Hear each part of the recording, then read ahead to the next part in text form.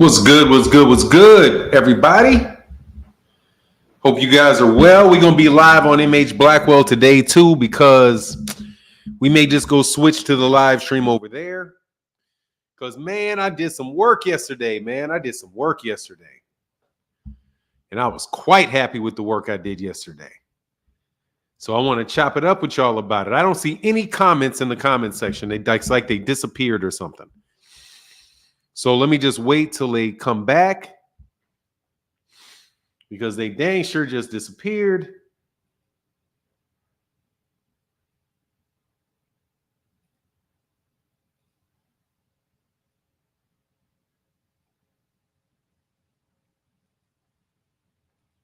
Oh, there you go. What's going on the mic with Terrence Bailey in the building? What's going on, man? Petty Killmonger. Who is Tank fighting next? We don't know, man, because it's not Rayo. Rayo has a rematch clause with Isaac Cruz, so we know that's not going to be the case. I don't know. Floyd Schofield? Look like Floyd Schofield got a shot, bro. Floyd Schofield doing all that talking. Tell Floyd Schofield to activate his mandatory.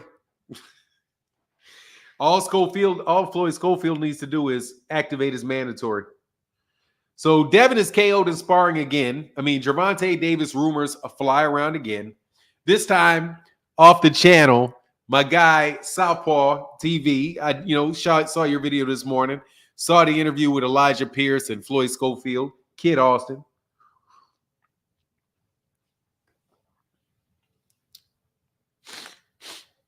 Steve Lopez, what up, man?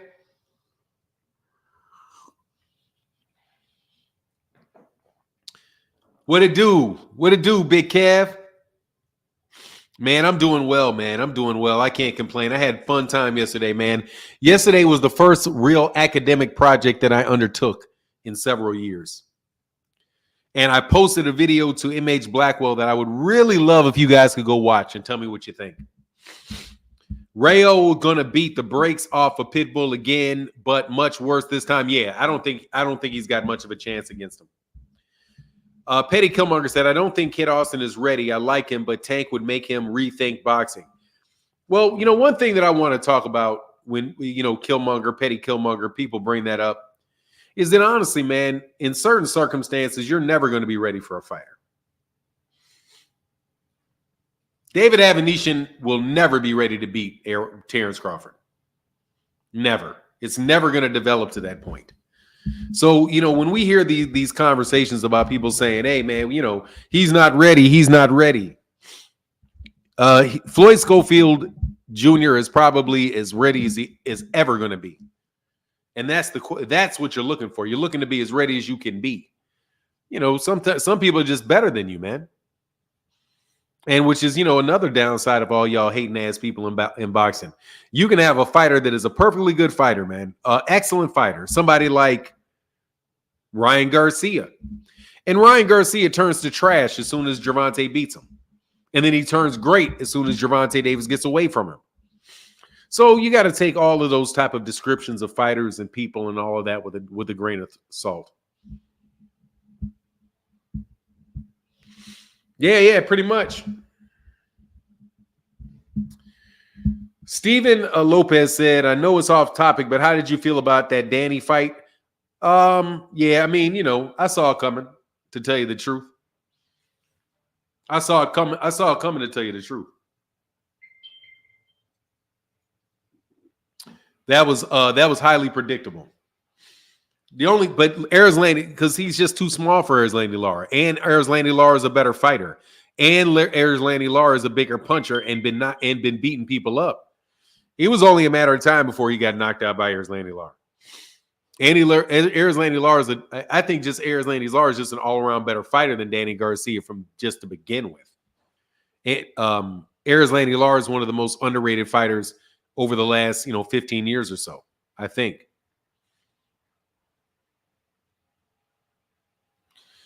Cap if Tank get KO. I don't know what you mean. Cap if Tank get KO. What is that supposed to mean, dang? Amor? I don't know what that's supposed to mean.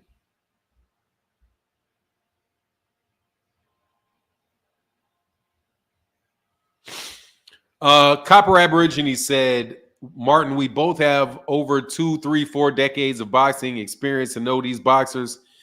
Ryan isn't a trash fighter. I like Ryan as a fighter. I don't like his out of the ring antics. Ryan can fight his ass off. Yeah. Hey, by the way, man, very well written sentence, Copper Aborigines. I appreciate that, man. Yeah, Lara did beat Canelo.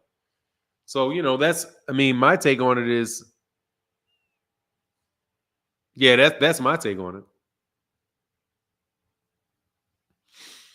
I wouldn't say Lara whooped Canelo, but Lara won the fight.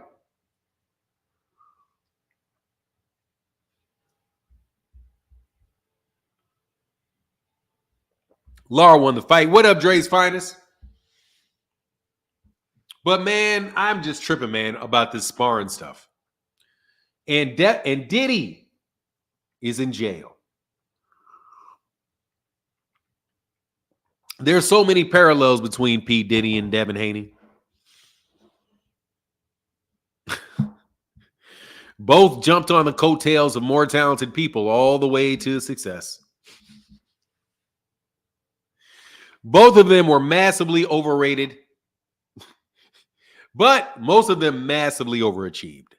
Massively overachieved. For Devin Haney to be a suburban kid, to go as far as he went in boxing, it's pretty exceptional. Texas Talk, do you think Shakur will be even more defensive after this hand injury? I really can't speak on it. I don't think at any point in time Shakur Stevenson's ever going to let you freely punch him in the face, if that's what you mean. So if you can avoid getting hit in the face, you're going to get out the way of getting hit in the face.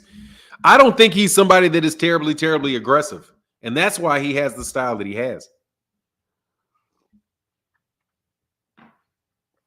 The reason that he fights like that is because that's his personality.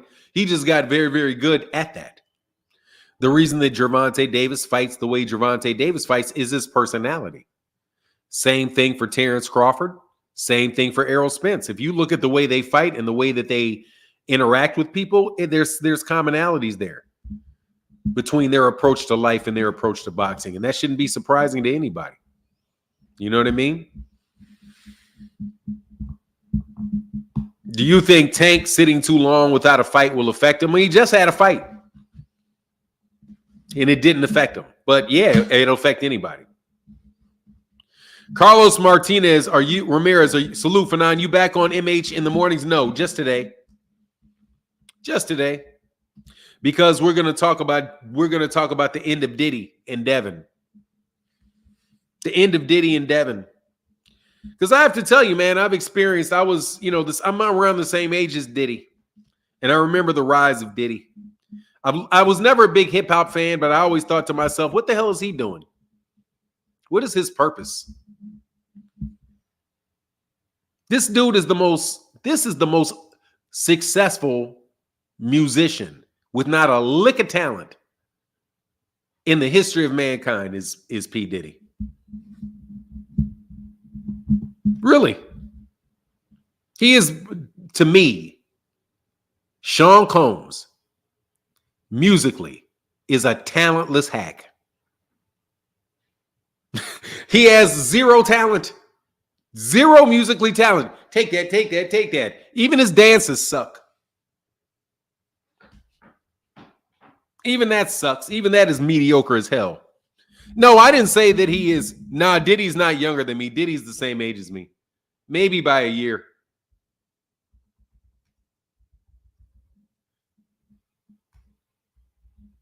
He's 54, man. He's the same age as me. He'll be 55 in 2 months. He graduated from high school the same year. He's the same age as So Deep. No, he's the same year in high school as me. We're the same age. I'm 8 months older than him. He's 8 months older than me. He's a talentless hack. Musically, he's a talented hack. Now, business-wise, he's a fucking beast. Business-wise, he's a beast. No joke. Business-wise, he's a beast. Sean Combs a beast. In that, he's a beast. And he was a prodigy too, bro. He caught that shit early in life, knew what he was doing. He had his game plan. He had his game plan set. And he's a people person. So he's got a lot of, I'm not saying he's talentless in regards to what he's done. I'm saying he's talentless as far as being a musician. He ain't got a shit bit of talent in his body for that. Other than maybe other than maybe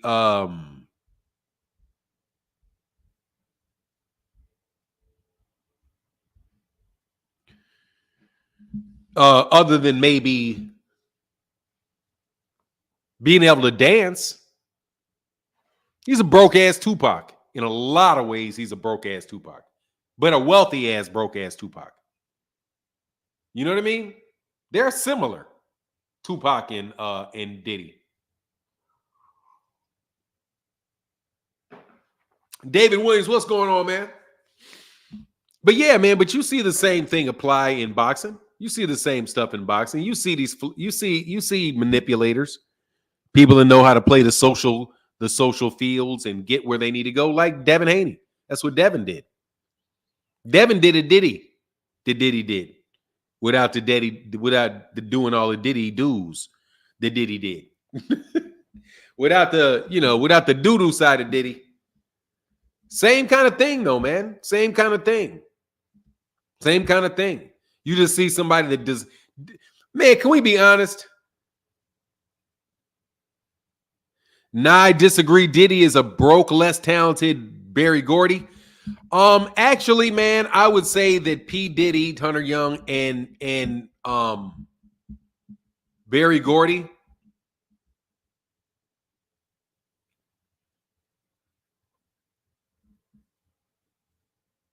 Barry Gordy wasn't as publicly narcissistic.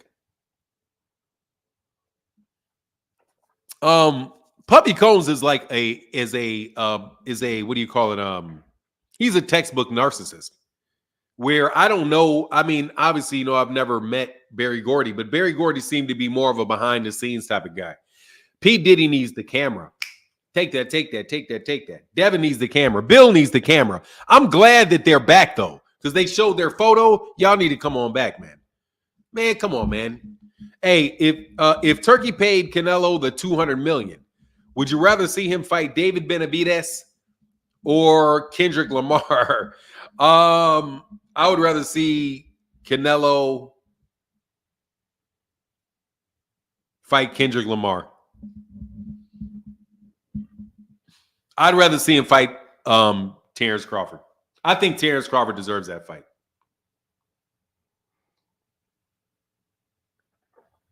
Take that. What are you talking about? You talking about Diddy? Diddy dance? Nah, dog. First of all, I claim Howard, man. I claim New Orleans, bro. I know them dudes weird up there at Howard. Hey, dog, Howard and Morehouse, man. There's them upper crusts. I didn't become upper crust till I got there. Boy, you better believe they got a different attitude there than they got other places. Hey, man, thank you for somebody supporting the channel. Thank you so much, man. Really, truly. Thank you very much. I hope y'all getting ready.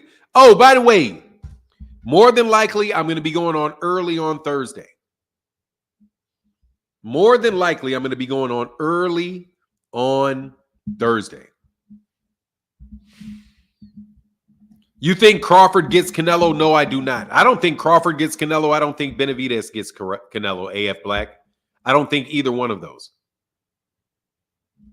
I don't think either one is going to get him. Because Canelo Alvarez and Terrence Crawford are the same person in different skin. They got the same attitudes, bro. They're not going to push Canelo to do anything. Canelo's been getting sweated for every fight in boxing for the last decade. So, for almost a decade. Not quite a decade, but almost a decade. He has been the, I want to fight him guy for going on a decade. And he has absolutely no problem telling people no. Setting boundaries is not a problem Canelo Alvarez has. Canelo Alves will tell you straight to your face, fuck off, I'm not fighting you. Why? Because I don't fucking feel like it. Oh, hey, but you got to give a reason to the public, Canelo. Don't worry about it. I'll say whatever comes across my mind. I don't care. They don't even know who those guys are. They only know me. Don't worry about it. Don't worry about it. They don't know who David Benavidez is really. You know? So, no, I don't think so. I think Canelo is going to continue to do Canelo. Period. The Canelo blueprint. He's going to have one good fight a year. And he's going to have 2 easy-ass give-me-my-money fights a year if he can fit them in. So the next fight he's going to, because he had his 2, let me get my easy monies in real quick, which was, who did he went back-to-back with? Berlanga and Munguia. So he snatched them up real quick. Hey, DJ said for 9, they got Diddy Glover. Yeah, they got Diddy. They snatched Diddy's ass up. Diddy. What'd you do, Diddy? What'd you do? Yeah, that's his attitude for real, man. You're not going to get Canelo to do nothing. And here's the thing. Terrence Crawford should know that, because you're not going to get Terrence Crawford to do anything Terrence Crawford does not want to do. Let me tell you something, dude. When my dad, there's certain people, bro. When my dad got enough money in his bank account to tell people, F you, bro, those middle fingers started coming out fast. Bow, bow, bow, bow, bow. Soon as they get enough money to tell you, F you, bro, that shit comes out quick. Boop, boop. Because they don't need you. Canelo doesn't need anybody. See, Turkey needs to be loved. Respect to Turki Alalshikh, though. I owe Turki Alalshikh an apology. I do. I realized that I was taking it out on Turki Alalshikh. And I'd like to make an apology to Turki Alalshikh. I was mad at Turki Alalshikh because of King. There's a very, very obnoxious ass Arab, Turki Alalshikh. You have to understand. There's a very, very, very obnoxious Arab dude named King. Gary. King and Gary had me talking real bad about y'all. Because he's always over here starting shit. But then one day, I had an argument with him. I didn't even have an argument with him. I had a legitimate conversation with this Arab guy. And I didn't raise my voice. I let him complete his sentences. I did all the things that people say that I don't let people do. And then I put the video up on my channel for everybody to listen to the argument that we had, and the guy never came back again. And the reason that I put it up, Turkey, is because I could not find a way to get rid of his ass. I would block him. I would do all kinds of things. He'd never go away. He'd just keep coming back like it was a joke. But then he would keep coming on the channel, starting shit with me, trying to get under my skin, telling all kinds of stories, think it was a joke. So one day I said, you know what? Let's see if we can put King under the same scrutiny that I'm under every day in front of tens of thousands of boxing fans every day. I am here for your scrutiny. Say what you want, but 99% of you guys will never show your face. People won't see you and won't hear your opinions. Not that your opinions are not valid, but just because you don't got a mic in your face and a camera in your face. So I owe an apology, man, because I think I did, really beat the shit out of Turki Alalshikh over the last couple of weeks. At the end of the day, though, I like what he's doing for UK boxing. I really do. But it is creating a problem. And it's not a problem of Turkey's making, because Turkey has his own goals. And his job is to get his goals done, and whatever he's doing to achieve his goals, if it happens to, cause some difficulties for some other people, so be it. It is what it is. That's the nature of competition. Yeah, I understand. Yes, he is inflating, but it is creating a bifurcated system within the UK. It's an unintended consequence of the action, but still it is there nonetheless. And that is what Eddie Hearn described. When Eddie Hearn says, look, man, we got all these fighters. It's getting hard to make these fights that are not rehab season fights. Because they're looking, saying, hey, man, I don't want I'm not trying to play pickup basketball with you over here in the O2 Arena or in Cardiff or wherever this is. No, I want to be on the rehab season card. I want to be over there with Jai Opatai. Hey, man, can I get a slot over there? Can I get a slot down there next to Nick Ball? Something like that?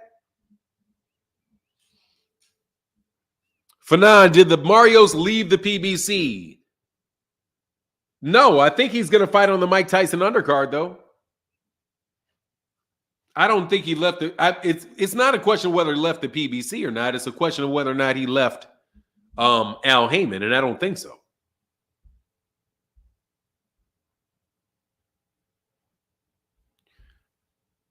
Did you see the new boxing article about your boy Turki?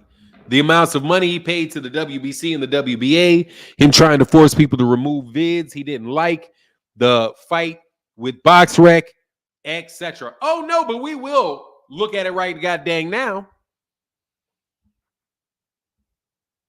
Oh, no, but we will look at it right now. Ooh. Hey, Turki, I'm sorry. Like I said, I'm sorry. But you got to tell your boy to calm down, dog. He's playing above his weight. Okay? You got to understand, dog. You can't play above your weight. That's problems. King was playing above his weight and continued to get people that he liked fried playing games. Something for the plate. Pass around. Please do. Appreciate you, though. Seriously, man.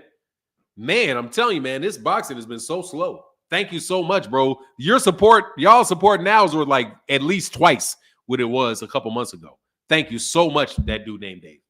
Really, truly. And let me make sure I give you guys your gongs. I need to celebrate y'all a little bit more. Damn, where's my gong? I'm looking for my here, I can probably get it with. Damn, what can I do? Can I get it with this?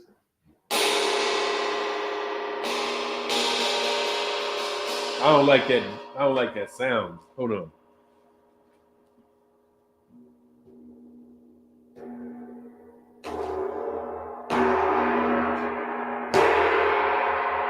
Yeah, I like that sound better, but I need my gong stick back. Thank you, man. Phenomenal show. Okay, let's go. Let's go. Let's go.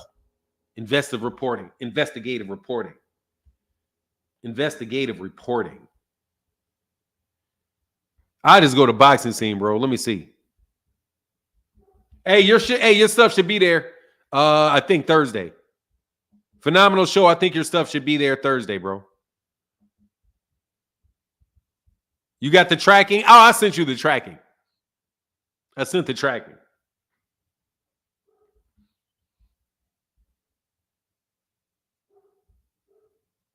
What the fuck? What am I doing? Oh, I know what I'm doing. Sorry.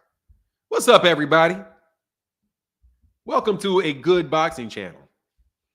No joke. I think we're really good over here. We're getting better, too. I'm about to start tap dancing for y'all, too. No joke. Oh, what? What? Let's motherfucking get it. Hell yeah, let's get it. Let's get it. I ain't even gonna say nothing about that, but let's get it. Let's get it. Okay, I'm gonna have to look at yours. I'm sorry, man. I try to go straight to. Let's get it with Gary. Let's get it with Gary.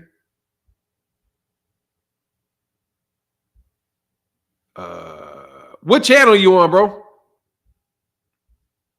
Hey, phenomenal show. Did you listen to my video yet? Come on, bro. You got to go listen to my thing, man. I wrote it for you, phenomenal show. Pause, but I did. I came up with something, dog. I'm like, I'm going to write something that phenomenal show is going to be impressed with. I wrote something that I thought I came up with something that was so good, I thought. I constructed it, though. I had help, just to be clear. I just wanted to make sure it was nice and polished. But we produced a beautiful speech, a beautiful little essay on black conservatives and their dumb asses getting in the way of what they're referring to as critical race theory. If you don't set your dumb asses up, man, I listen to these black conservatives. Man, you guys are some fucking buffoons. Okay?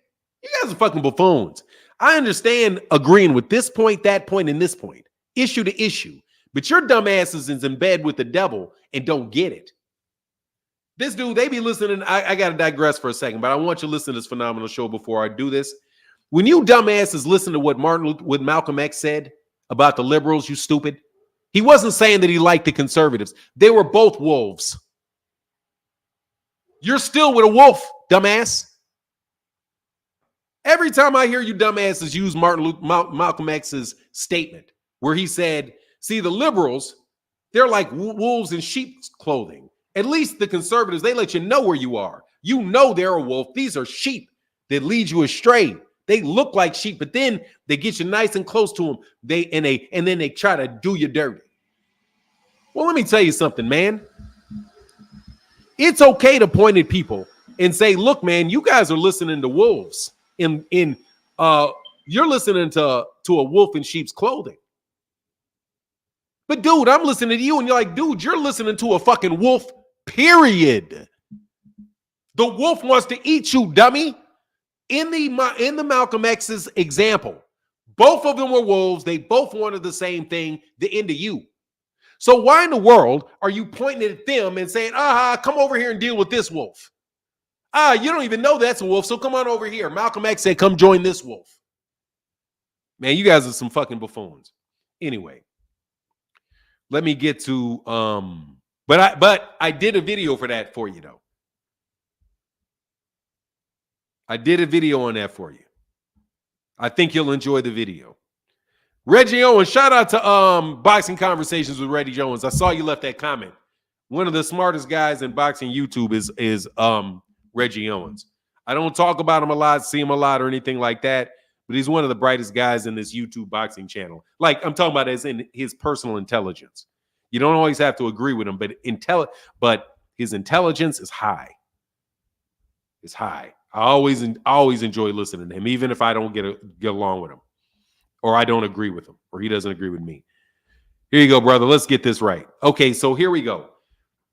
Must read: Canelo Alvarez and Turki Alalshikh. On September 14th, Canelo Alvarez won a lopsided, unanimous decision. Oh, this is by Thomas Hauser. Oh shit, you about to get your ass rolled, huh? Oh, this is Thomas Hauser. Before we get into this, let me stop for a second, bro. This is Thomas Hauser, man. I like your Abur Rahim Kozard said, I like your analogy of Malcolm X. Thanks for bringing up that point. Yeah, they use that all the time. They always say these liberals, they're the wolves that Martin Luther King, that Malcolm X was talking about. But these dumbasses don't want to understand that these guys are wolves too. These guys are wolves too. And many of the people that developed these thoughts that you consider to be woke are diehard conservatives, you idiots. I'm sorry, I mean to call people idiots. I know I do, bro, but look. Yeah, they still don't know the difference between the wolf and the fox. They heard Malcolm X but didn't listen. They didn't listen. Yeah, the wolf and the fox. The fox wants to hit you. It smiles at it, but it still wants to get you. The wolf wants to get you. They both want to get you. He's not advising you to hang out with Republicans. You dummies. It was the fox. Thank you very much.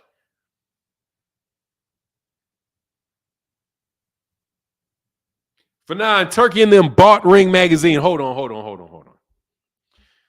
Okay, on September 14th, Canelo Alvarez won a lopsided decision over Edgar Berlanga at the T-Mobile Arena in Las Vegas. Canelo did what he was supposed to do against a game, but overmatched opponent. But the event had far-reaching implications because of the larger issues that were involved. I'm telling you, Thomas Howell's about to fry your ass, Turkey. Thomas Howell's one of the best writers that there is in the sport. Matter of fact, let me give you, just so you guys know for a second, let me give you something real quick. Let me show you something real quick. Right quick. This is who Thomas Hauser is. I got to hide my camera. You know, I'm still vintages of being fat and not wanting y'all to see my belly. But my belly's not there anymore. But still, I'm going to stop my camera. Hold on 1 second. Give me 1 second. I got to grab something.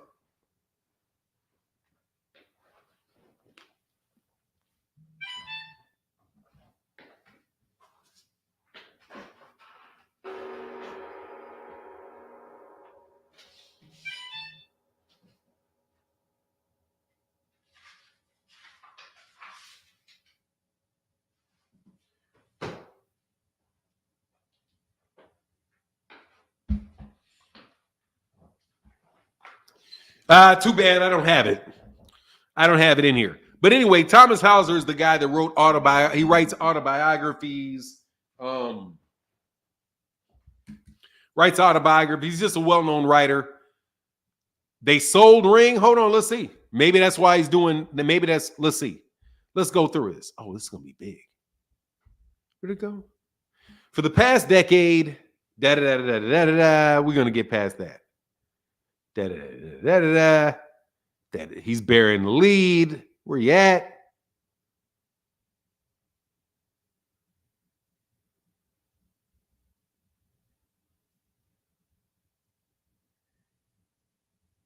Boy, you be reading, bro. All right. Through it all, the shadow of Turki Alalshikh loomed over the proceedings. That calls for comment on a supervening issue.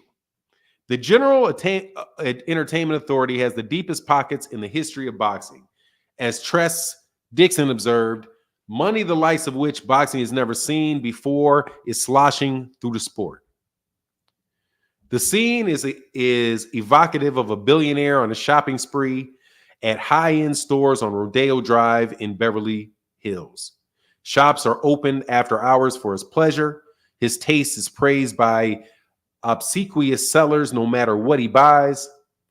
It's hard to compete with or say no to someone who has unlimited resources, is willing to spend them, and doesn't have to balance a budget. And the Saudis keep spending to enlarge their influence in boxing. One informed source says Riyadh season recently agreed to pay $2 million to the WBC and $1.5 million to the World Boxing Association as sponsorship fees. Meanwhile, Turki Alalshikh is beginning to sound more authoritarian in his quest to become the dominant player in the sport, more heavy-handed in his pronouncements, more openly adversarial towards those who don't adhere to his wishes. Articles and video content have been altered or pulled down in their entirety from boxing websites because of the concern that Saudi interests might be or were offended. There have been suggestions that offending journalists might be denied credentials for future Riyadh season cards and other fight-related events. While John Shepard declined to sell BoxRec to the Saudi interests earlier this year, he was hit by a wave of hostile activity that is still being sorted out.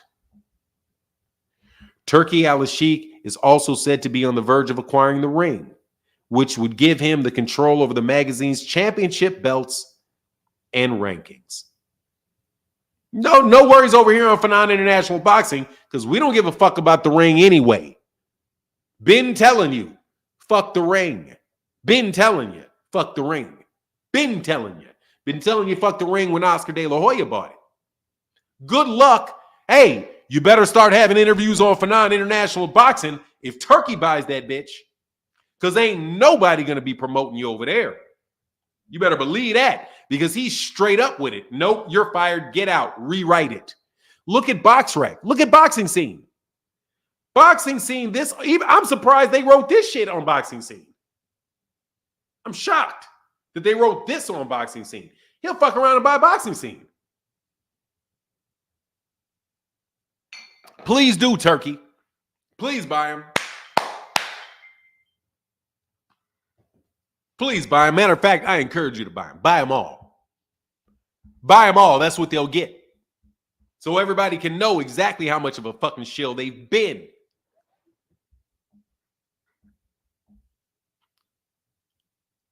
Man, they got people coming at it, though.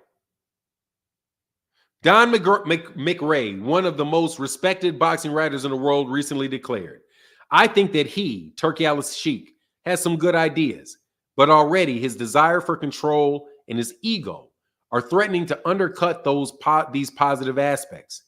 He clearly does not like it when people say no to him, whether it be Canelo or John Shepard. That seems ominous to me. And Andy McRae added, I can't get past the fact that Saudi Arabia is using boxing, just as it is using football and golf, to try to portray an image of a country that glosses over the reality of the oppression that still disfigures large parts of the country. Attorney Kurt Emoff is in accord and noted there is now little mention of sports washing in boxing. The Saudi Arabian involvement under Riyadh season banner has been normalized rather than scrutinized in many quarters, And those not part of the merrymaking are seen as bitter dissenters and party poopers rather than impartial judges. Turki Alalshikh seems to enjoy the spotlight. Riyadh season boxing telecasts show him entering arenas and celebrating virtually every celebrity who comes his way. His name is spoken with reverence by television commentators. On August 7th, he posted an image of himself on X beside the legend, the face of boxing. It is hard to forget a moment that occurred during the August 3rd telecast of Terence Crawford, Israel Madmarov, when Rich Morata, who founded the Nevada Boxing Hall of Fame, announced in the ring that His Excellency had been selected for honorary induction into the Nevada Boxing Hall of Fame. To date, His Excellency has never been involved with a boxing match in Nevada. In May, Canelo said, "I can fight with any fighter and win my good money. I can do whatever I want at this time. I deserve it because I did everything in my career and I deserve to be in this position." Turki viewed these things differently. He wanted Canelo to commit to fighting Crawford under the Riyadh season banner in February of 2025. And on August 3rd, he declared, I give him the offer. If he is smart, he will accept it." Canelo didn't accept it. 3 days later, he responded saying, "I respect everybody, but I don't like the way he, Alalshikh, talks. It's his problem, not my problem. I didn't ask for a fight. They wanted to meet with me and see about the fight with Crawford in February. I said, look, I'm not interested in talking about another fight. After September 14th, when I fight Edgar Berlanga, we can talk, but not right now." That earned a harsh rejoinder from Alalshikh, who responded on X, "I heard what Canelo said, that he respects me, but he doesn't like the way we do business. As for him respecting me, it doesn't matter to me if he does or not. As for the way I do business, I know why he doesn't like it, because I only target big fights at fair prices. So, of course, anyone who likes easy fights won't like that. And I know how he feels after losing to Bivol. So he's been looking for easier fights ever since. Also, I'm not the one who's afraid of fighting Benavidez or Crawford. Therefore, I knew he was wasting our time and making excuses. So I continued on my way to make big fights to serve the boxing world. And he's on his way to making easy show-only fights." You know what I want to tell you? I got to note this. Thomas Glazier, I hope you correct the speaking for black fighters like you did for Turki Alalshikh. I really hope you do, because you know he don't sound shit like this. His shit is choppy as fuck. Thomas Hauser, how did his writing get so smooth? But when you write, but I definitely know I've seen other writers, and probably Thomas Hauser, when they quote somebody like Terence Crawford, they put every misspoken word, every half sentence in there as he spoke it. Just so you know, that's the subtlety of racism that's been consistent through boxing writing as long as I've been reading. This is not what Turki Alalshikh said. He was not this smooth. This was rounded out and filled in by Thomas Hauser, because I read all of those tweets. And he is clearly giving you the meaning, but he's also giving Turki Alalshikh the respect of communicating the meaning in a much more effective way than Turki did himself because of the language barrier. Sorry, man, that's just a little note when I read. I think of those things because I know he didn't sound like that. That's way too smooth. So then he goes through, I will not work with Tim Tszyu. Let him do his thing. Okay, so then he goes through the rest of all of that stuff that we've all heard of before. For a well-prepared race theory video last night. Thank you, Ringside with LCD. I appreciate that, man. That means a lot. I worked on that one, and I got another one come today because I think I can put those out daily. The format will probably change a little bit. Pastor Suave said, I just got here, but I know you're capping. Well, Pastor Suave, if your dumb ass just got here and thinks somebody's capping because they read what an article said, maybe that's your problem. That's a little bit of a problem with you, I think. Excuse me. Phenomenal show.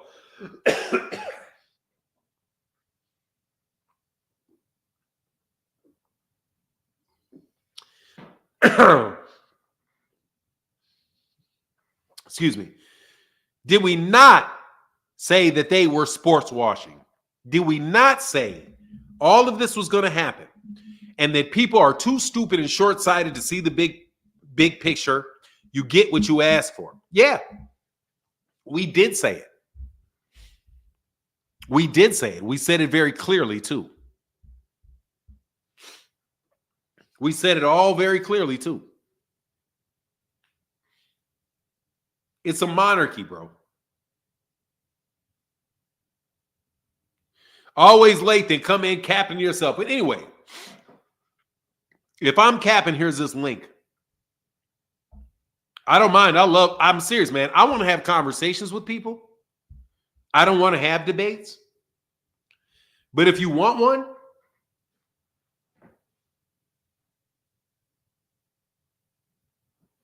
come on.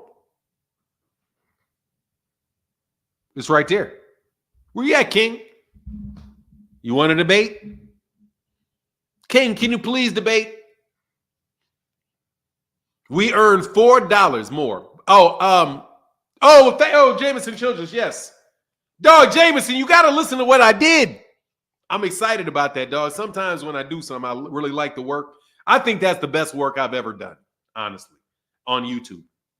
Other than a Gervonta Davis video I did a long time ago.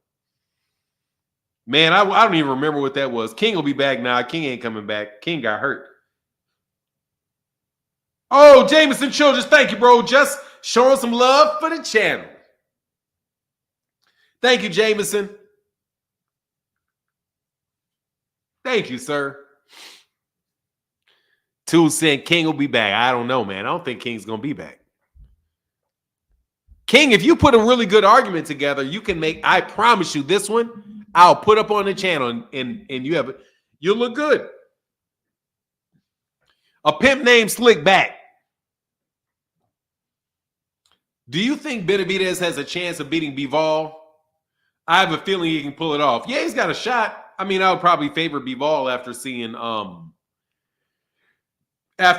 that fight with what's his name, Wojciech, the former WBC light heavyweight champion, the guy that he fought in his last fight.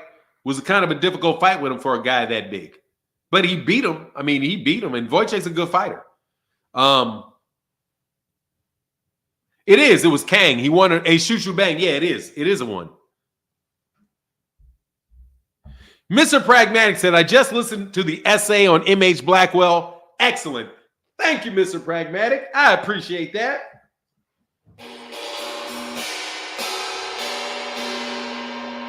Yeah, voice check. Man, where is my goddamn gong stick? I need my gong stick, man. As soon as somebody gets on here and chops it up, I'm going to get that gong stick. Thank you, Mr. Pragmatic. Yeah, man, I had some help on the wording, just so you know. Had some work, because I got to be honest. The thought process and all of that is 100% mine. Some of the phrasing and all of that, I've got access to a very good writer that helped me kind of smooth things out because I got to start working on my writing more. I got one coming up today, man. I think you'll like it. Extremely well written. Thank you very much. Appreciate that. Yeah, that's extremely well written. It was extremely well written. Yeah, dog, I got it. I got it buffed. Somebody help me buff that up a little bit. But I will be able to do that myself in a couple months of just keep working on that style. So that makes me want to get back into writing my damn self. Yeah. Oh, it is because, look, man, Dude, what is that? What's Chat GBT? No. That I could no. No, I have somebody that is a published author. No, I have somebody that's a published author. No. One of the nastiest writers you know. Just like do this. No. Chat PDB, I should try that. You mean a question mark, but I get it. What do you mean?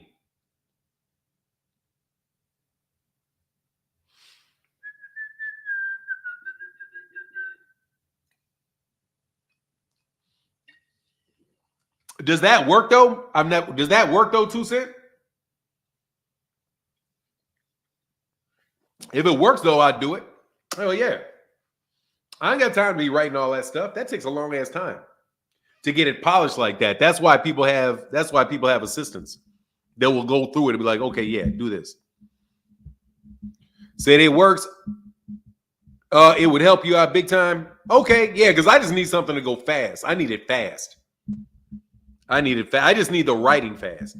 The processes and the thoughts. Because people do miss Sheikh Anta Diop and don't have any clue why.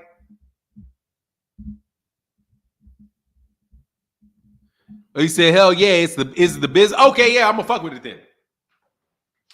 Okay, cool. I'll check it out. It's good. Okay, cool. I'll check it out. Yes, sir. I'll check it out. I need some of these old automated things. You'll be amazed, man. God dog, you young people are good at some stuff, bro. I want to praise the youth for a second. I have to tell you, man, I've been living in a younger world lately, and you guys are pretty damn exceptional people, man. Like, really and truly. AI is the future. I save tons of time putting in basic info. I have saved tons of time putting in basic info. Okay, cool. Chat GBT is helping me finish my BA degree right now. Are you fucking serious? You niggas will never know how to write. They're going to dumb the shit out you, y'all asses. What is that? We ain't all useless. What is that? Phenomenal show. Well.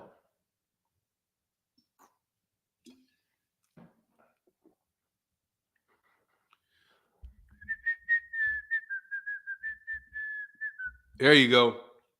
Oh, no, you're not. You guys are not dumb. No. The only thing that I would say is that, like everybody, you need an appreciation of things a little bit before you. Even to the conservatives that think that the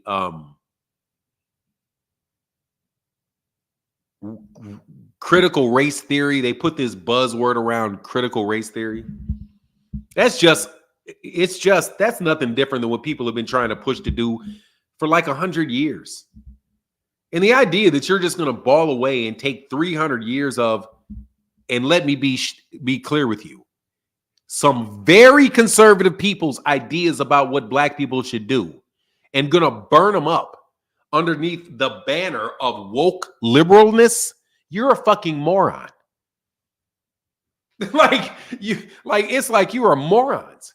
Do you think Dr. Amos Wilson is liberal? Do you think Neely Fuller Jr. is liberal?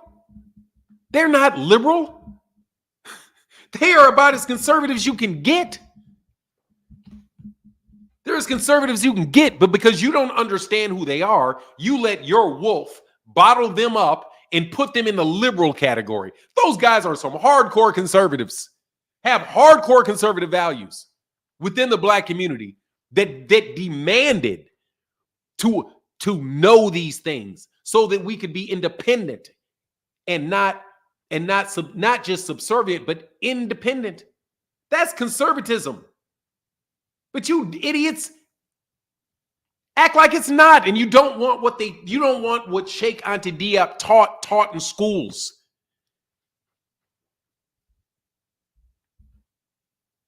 If I were the beneficiary of a hegemonic oppression, I would hate CTR too. But you see, the problem is it shouldn't be called CTR. That's the fucking problem right there. As soon as you put a label on it, you're fucked. As soon as you put a label on it and try to label, oh, this is mine, I have a new idea, and try to sell and get, as soon as you do that, you're done. As soon as you make what is societal personal, you're done. They're just going to use a word, label it, and then make everybody think of something else when it's related to you. You're done. That's the problem. That's why a lot of this stuff doesn't work. What up, RBZ? What up, RBZ?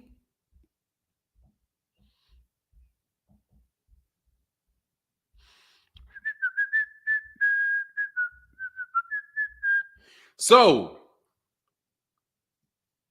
to get back to the original question, I would love to see Terrence Crawford fight. They put that label on purpose. Yeah, because I was like, what is this? And then when I looked into it, I was like, oh, all you're talking about is African-American studies, Pan-African studies. That's what you're talking about. It's just got a new name. They just changed the name to critical race theory. That basically you need to look at the systems of government from the perspective of the colonized so that you can see exactly what you need to change about it so that they can be put in a better situation to be a constructive citizen. So you have to get rid of all the lies. That's all that is. You guys got to get rid of the lies, and you got to understand when you create laws that these laws were created to achieve certain goals. And if people have certain goals in mind when they create the law, if they have certain basic preconceived notions about you, those preconceived notions are also going to exist within the law. And you're not going to know. Those are going to be those are going to be biases that you don't really even know about. I'm telling you, man, you can't. Like, you guys just want to put out videos and have millions and millions of people listening to these dudes. And I'm telling you, I'm listening to these dudes that you guys asked me to listen to. Dude, they're worse than some of these fucking boxing channels. They're just doing this shit on politics. But you don't, because people don't have the educational basis and the background to analyze what they're saying in a historical context. You think these fucking idiots know what they're talking about. This shit is conservatism. That's conservatism. People that are saying, look, man, we need to have our own institutions. We don't need to be dependent upon welfare. We don't need the government giving us anything. What we need to do is construct and be productive within our own lives. That's the same thing that these conservative people are saying that they believe in, but yet they don't want the same principles taught in school because these idiots have never heard these people before. And that's the problem with youth. The problem with youth is that you think you just created everything. You think you just created everything. That everything just popped up when you showed up. And that 15 years and 20 years is a long time. It's not a long time.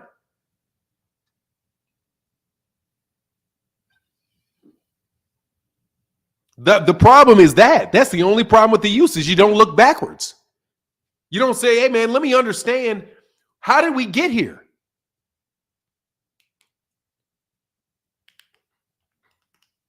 Like, how do we get here? What is racism? You guys want to talk about solving racism. I guarantee you, ask them what it is. They won't have the fucking right definition for it. I'm telling you, you guys listen to political commentary channels, social commentary channels that talk about these issues and don't even have the correct definition for the core problem.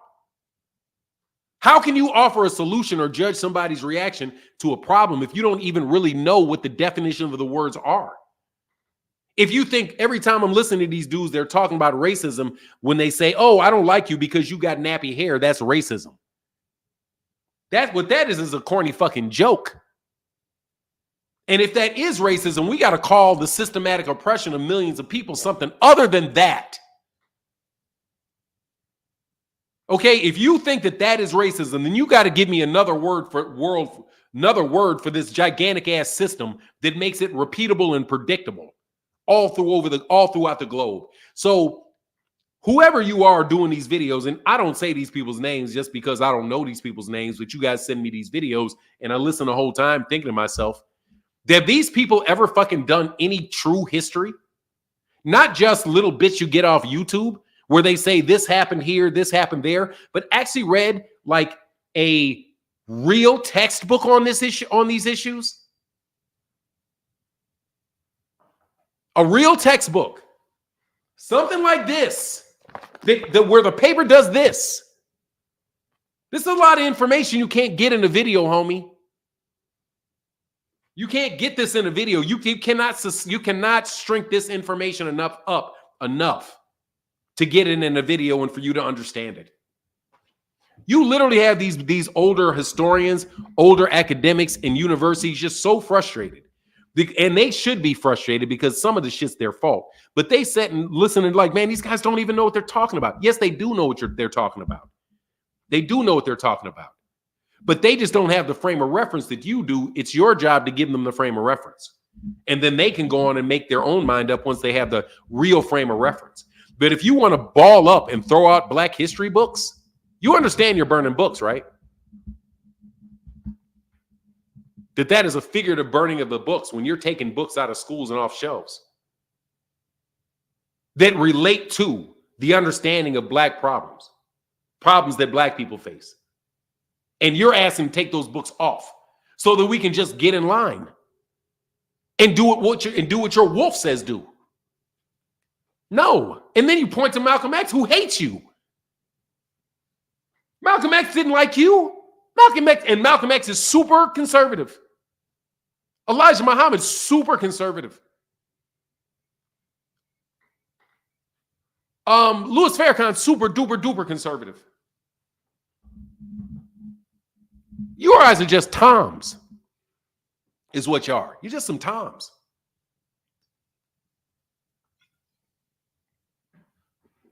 Corleone in the comic, what up, man? Y'all some Toms and don't even know it. Y'all working real hard to keep people ignorant. Yeah, exactly. Conservative and never would be a Republican. I can't believe people. I was listening to this. I'm listening to this fucking dude. I'll say this dude. There's a dude that got a channel literally named The Black Conservative. This dude is the biggest fucking idiot. Dude, he's an idiot. He's an idiot. Ignorant. Flat out ignorant of anything that took place before the year of 2000. Anyway, I'm just telling you, those guys are terrible. Even some of the guys you like are terrible, in my personal opinion. Anyway, I don't know. I'm voting down ticket probably. I don't know. I don't typically put a lot of weight into elections. I don't typically do that. Facts, Fanon, they were super conservative, and these people of color get on my nerves. Yeah, man. I mean, look, dude, see, phenomenal show. The funny thing is about it is that, at least this is how I see it, is that the system, whether it's intentional or otherwise, gives one party half of the issues you like, and the other party takes the other half of the issues that you like. So as far as the Republicans, I will never vote for Donald Trump because of that education thing. There's just no chance. There's no chance that I will vote for anybody with that, because that's the deadliest of all the politics. That's of everything that I've heard, from immigration to taxation, the most dubious is that education for the Republicans. Because, dude, we're never going to get anywhere without the education. We will never get anywhere without the education. You guys always talk about Black people dying to vote. What the fuck did we do to read? What did we do to read? What do you think was the bigger contributed to the advancement of Black people more? The earning the right to vote or earning the right to read? I guarantee you it's earning the right to read. So since the right to read is something we fought for, and it's much more essential than the right to vote, I'm not voting for anybody that's fucking with my ability to read anything I want to read and to teach my children things that I think will benefit them and not teach my children things that you think will benefit the state. You will never get a Republican vote out of me if they touch education, for sure. I don't trust Republicans with education for shit. I don't trust the Democrats with my babies. I don't trust your asses with my mind. I'm going to tell you, I do not trust Republicans with my mind for nothing. They will indoctrinate the dog shit out of y'all. And you saw Project 2025. What is that about? That's about the indoctrination of conservative values. I don't trust Republicans with my mind, and I don't trust Democrats with my children. And I don't trust any of them to not blow up the fucking planet. Yeah, put it in a book. They'll never know. Thanks, Free Smoke. He said, been sub to the channel and always enjoy your content, brother. You cooking right now. Thank you, bro. Appreciate you, man. Thank you. I mean, because it's a great time. We got the election coming up, man. We focus on so many stupid ass. Dude, they focus on some stupid shit too. She ain't black. She ain't, man. Come on, man. White Harvard professor said years ago that the best way to hide something from black people is in a book. Why? Because they don't read. From black men, you put that shit in a book, black women will be on your ass. You put it in a book, black men ain't gonna read it. You put it in a book, a black woman will have that shit chapter and verse on your ass. Because you better believe black women read now. Black women everywhere read. Black men don't read. Black women read. This is why I can't believe y'all think you're smarter than them. Black men read a lot. It's a tight. Nah, Dondrick. No, we don't read a lot. No. A book? No, we don't. You can go walk outside. Most people don't read books. Books are passé. Number one, books are passé. They're passé.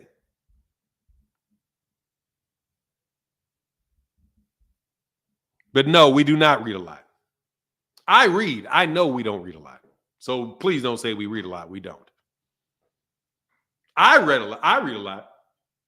But when I'm telling you read a lot, bro, you got to understand how much these people read. You got to understand how much they read for you to say we read a lot. No, we do not. No, we do not. We don't even, now I'm trying to tell you, man, you could tell just me reading out loud how little I read now, just when I'm reading out loud, because it takes me a bit of time to get, but the more I read, the smoother it gets. But said black men read in prison now, yeah, that'll get you reading for sure. Get your ass sit down, you'll read. You can get smart without reading now? I doubt it.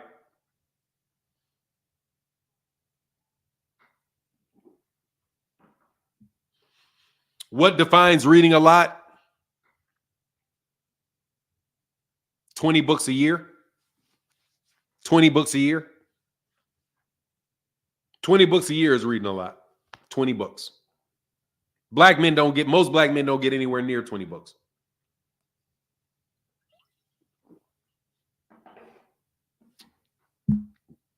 There are definitely regular people that can read 20 books a year, 2 a month.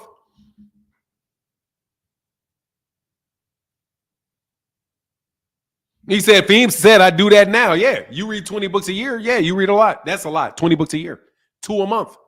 You pick up a book, be done with this in 2 weeks. Pick up a next book, be done with it in 2 weeks. You give yourself 2 weeks to read a book.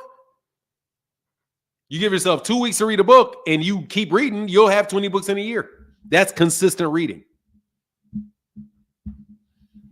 Audiobooks don't count. You'll miss half the shit in audiobooks.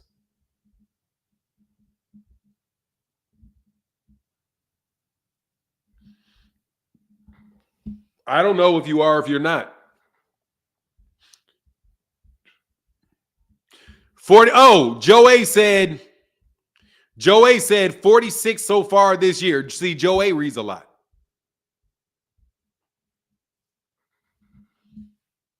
Yeah, Joe A reads a lot. That's reading a lot. Yeah, 20 books a year is reading a lot.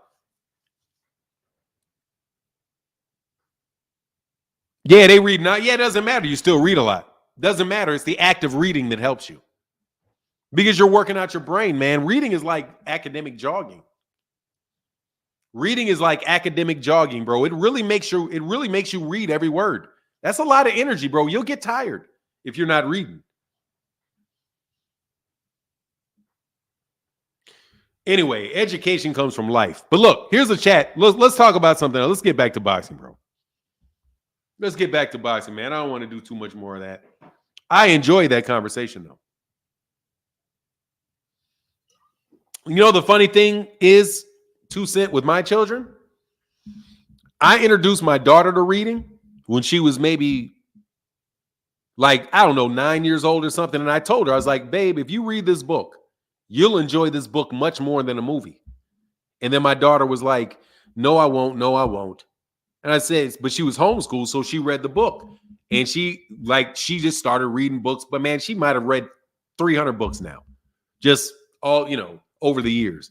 And so she was like, yeah, because it's way better than watching a movie. Reading the book is always better than watching a movie.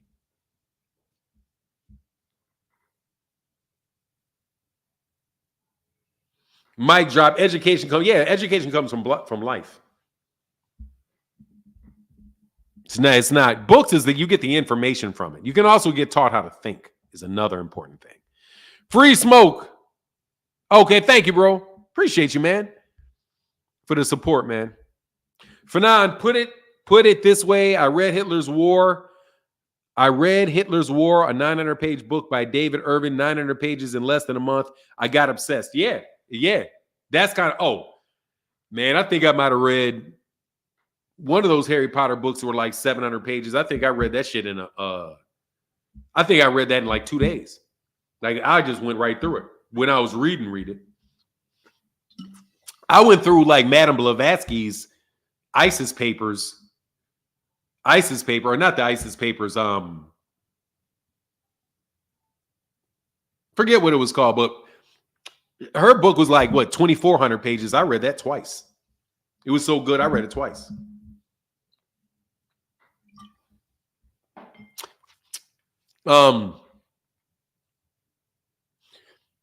We make my son read every night to us. Yeah, that's smart move. Yeah, just have him read till they're fluid. And my son started reading. Yeah, my son reads. He reads books. Took him a little bit longer to get into it because he was a little bit more stubborn. But once he started reading it, he was like, yeah, this shit's way better than television. Way better. Because you get to see it. You get to live it. You get to envision so many things. What's up, Just Do Boxing? How you feeling today, man? But for real, I'm going to get back to this stuff, man. So I think we're in a real changing time in boxing right now.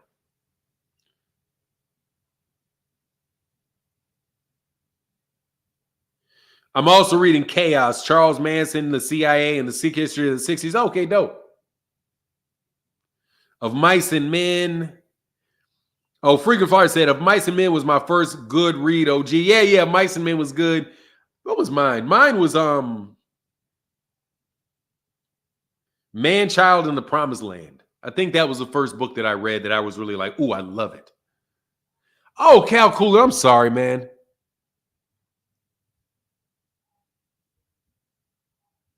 Oh, man, I'm so sorry.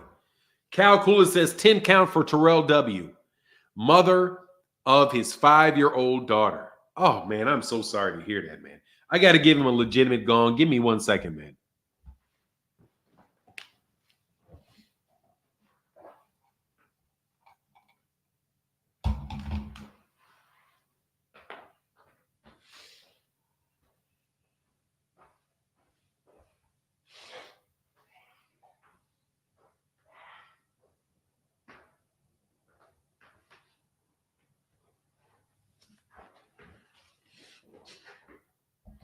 All right, rest in peace.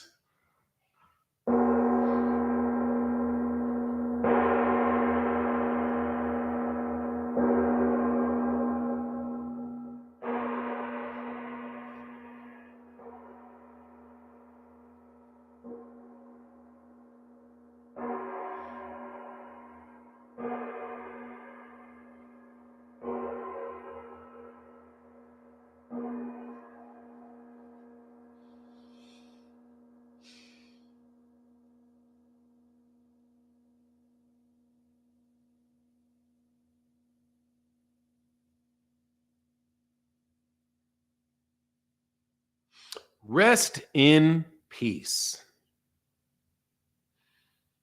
Today is a very hard day for me. I had to come because the channel makes my mornings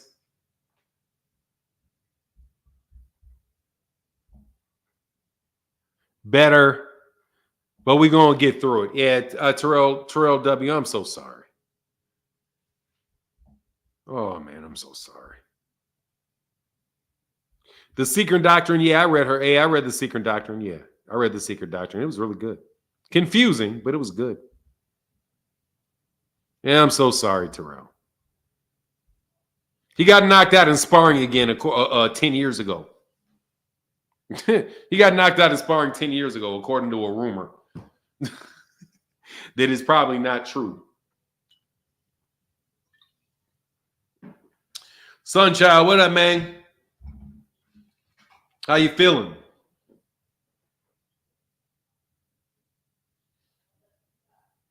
Man, you know, tomorrow's never promised, man. I am so sorry, man. King of Kings said, Fanon, I missed your thoughts on that Canelo fight. What did you think? I thought it was an exciting fight. I really enjoyed the fight. What's up, Knockout? I really enjoyed the fight, man. From just watching it, I enjoyed it. It kept me interested the entire fight. It was I was happy that I spent the money. Edgar Berlanga, I thought he did a solid job. I thought he represented himself well. He performed better than I thought he would. And all around, I was happy with the fight. I thought it was a good fight. Thought it was an entertaining fight. Who do I think will fight next? Tank will fight next? Fanon, I have no idea. I am completely perplexed. I am completely perplexed about who he's going to fight next. No joke. I do not know. Gary Antoine Russell would be nice. There's T.O. I mean, you know, it's just funny, man. You got a dude in boxing in Turki Alalshikh that is going to take any competition that he has and throw it up there on a card, overpay him, and fuck up the fight. It's ironic, man, isn't it? It's ironic, man. Has anybody known if Rick Glazier has complained about this overpaying and blocking of fights? No, he's not going to fight Rayo. Rayo said he ain't going to fight him. Rayo's got a rematch with Isaac Cruz, and Isaac Cruz ain't getting out the way. Isaac Cruz got a rematch clause. King of Kings said Berlanga surprised me. He and Plant would be a good battle. Yeah. That would be a good battle. I'll take Caleb Plant. I'll take Caleb Plant in that. He is not done. What do you mean, phenomenal show? Who did the opposite? Oh, he has not. He did the opposite. He celebrated it. Yeah, you know. You know what it is. The hypocrisy, man. The hypocrisy runs deep in them. Yeah, I saw McCumbee throwing Caleb around. Yeah, I did. I saw that. Man, I thought Rick Glazier, you know Rick Glazier ain't about to criticize because he about to buy, and he wants to buy the ring. So Oscar De La Hoya is about to get bought out, dog. Y'all are fucking tripping, bro, with these dudes, man. These dudes will sell our country out, bro.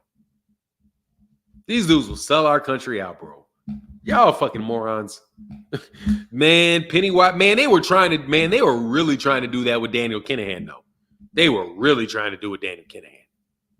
They really wanted to do it with him. They were like, yeah, let's take over American boxing. Let's get these. Let's end American boxing because we can't be the best at it. They said Berlanga weighed 193, though. How could he be weighing 193? What did Canelo weigh? I keep hearing how much Edgar Berlanga weighed. How much did Canelo weigh?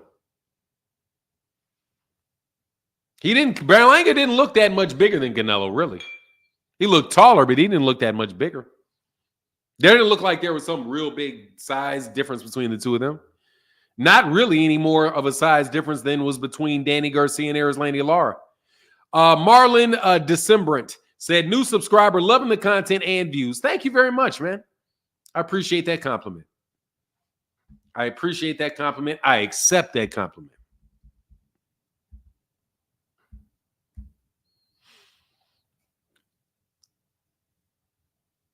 Beezy said, Martin, haven't been too much boxing news lately. What's all the rumors about Errol maybe being done? Yeah, well, there's an article that came out from Three Kings Boxing, and I commented on the article from Three Kings Boxing that said that in Dallas that there are concerns about his eyes, concerned about the layoff, real concerns about whether or not he should be fighting. But I don't know if that is a result of, some fallout between Three Kings and Errol's camp. I don't know, because I thought Three Kings and Errol's camp were real cool. So that type of article coming out from them to me was strange, because that's who I originally was introduced to the Spences through, was Three Kings Boxing. So I know that they've got, at least I know some people on that website have access to that camp. So I don't know, man. I don't know what it is, but that was the article that they wrote, and that was the tone that they took.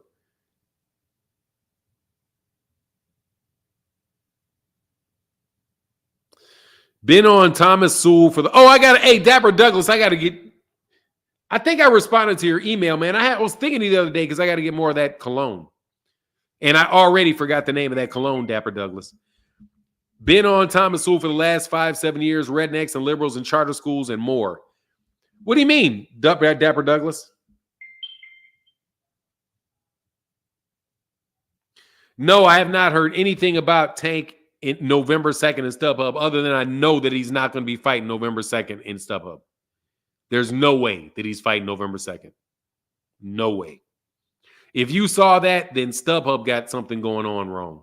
Jameson Childress back at you. I bought Neely Fuller's book the other day. Hey, talk to me, though, about it, Jameson Childress. It's tough to read.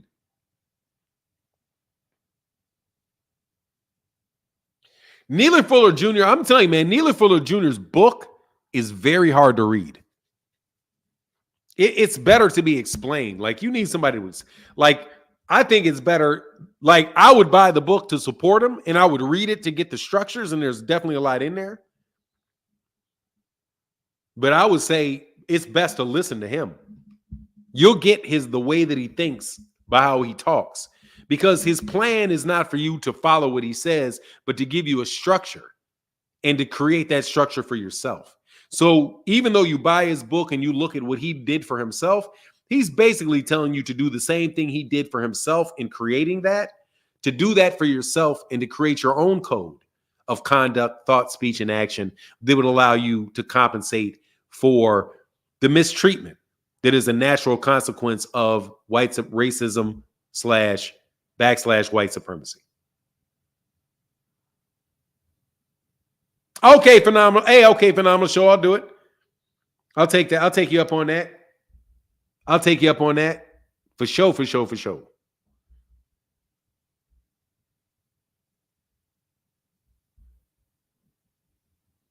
I did. Oh, I got that. Phenomenal show said, please read Terrell W. Chat. We need 10 gongs for the mother of his child. Yeah, we got to that, man. I'm so sorry.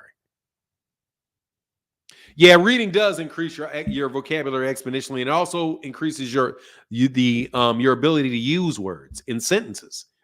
Because not just your vocabulary, but your ability to form sentences that are intelligible to other people.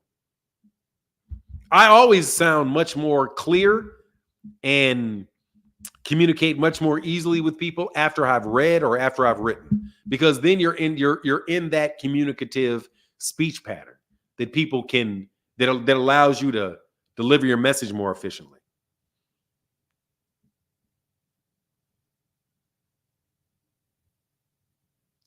Fanon, my phone hid KQKC. Can you please unhide him? I can't, because I can't see him. Somebody else can, though. If he wants to click this link, KQKC. I never see KQKC in the chat. You guys always see him. It's the weirdest thing. It's been that way for a couple years now. Been that way for a couple years now. Hey, we got at least. Hey, man, look, we got over 500 people, man. Can we get some likes, please? I would greatly appreciate it.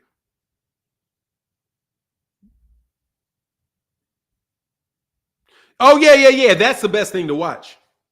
Yeah, that's where I think you'll see the best. Even though it doesn't support him, I mean, yeah, but I know what you're talking about. Yeah, that's probably the best way to understand him. That's the best way to understand him, really. KQKC said you help him set up his channel. Yeah. I did that. Good morning, Fanon in the chat. A little late this morning. Chiming in a little busy this morning at the barbershop. Okay. Yeah, Stolen Legacy. Yeah, it's all good. They're great, good reads, man. They are. The foundational stuff is most important, though, in my opinion, which is why I think you black conservatives, some of y'all are some fucking idiots. Some of y'all are just walking around. Y'all are like, what do you call it? Like, y'all are bulls in a china shop, man. You're bulls in a china shop. Just smashing everything to get where you want to go. The idea, do you understand how ridiculous it is that some of the people that are being taught about in critical race theories are liberals? Dog, you trying to tell me John Henrik Clarke is a liberal? He is not. He is not a liberal at all. Doesn't, and definitely not a Democrat. Definitely not a Democrat, man. You guys are what, man? Y'all are out here wilding. We don't need to know about Kwame Nkrumah. What's this Kwame Nkrumah stuff? Take it off the shelf. We don't need to hear about none of these Negro revolutions. We don't need to hear the writing of these people. We don't need to know how Sheikh Anti-Diop absolutely murdered all of that Francis Galton nonsense. Say there's no way he's a liberal. No way. These liberal woke people. That's all right, though. That's all right. If there weren't a bunch of idiots, how would you ever know the difference between them and somebody ingenious? Chillville, what up, man? What's up, Bud, man? Hey, look, Chillville, we need to get Bud that fight, man. How we get Bud that fight, man, with Canelo being so stubborn, Chillville? How do we get that fight done? Or should I go about it the other way? Hey, Chillville, when's your boy Terrence gonna stop ducking Bud? When are you gonna stop ducking Bud? Why? So few. He's honest though. Oh, studying Sunday. Fanon, do you think the sanctioning body should host quarterly tournaments to move the sport forward? I mean, it would be great, man, but they can't do it. That would be the entire sport of boxing if sanctioning bodies had tournaments. And sanctioning bodies can't have tournaments because sanctioning bodies don't pay for anything. No, I cannot. I never see his chats, bro. Never. I have never seen him. It's just the weirdest thing. Look, I'll do a screenshot. Watch this.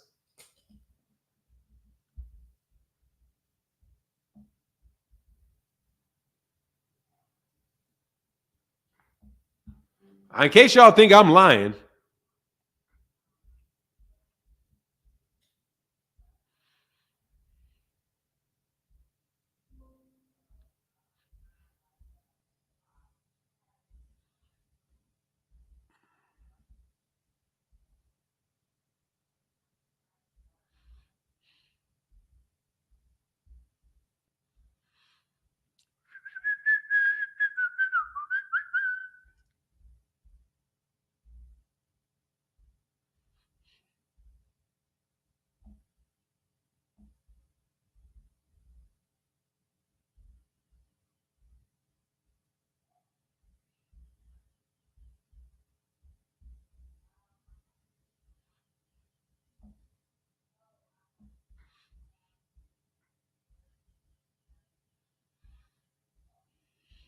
Look, man, I'm going to prove so y'all don't think that I'm out here lying. Because I promise you I ain't lying. If you can see it, if you can see his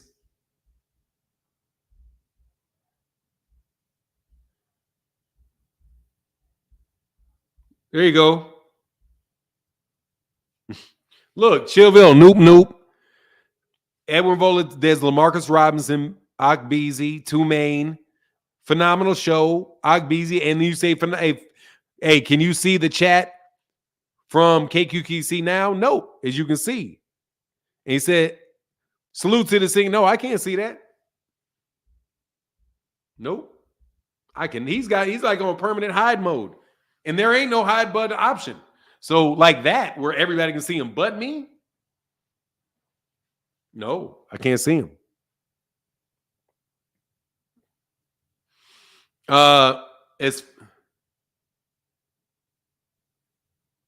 What do I think about the latest assassination attempt on Trump at a golf course?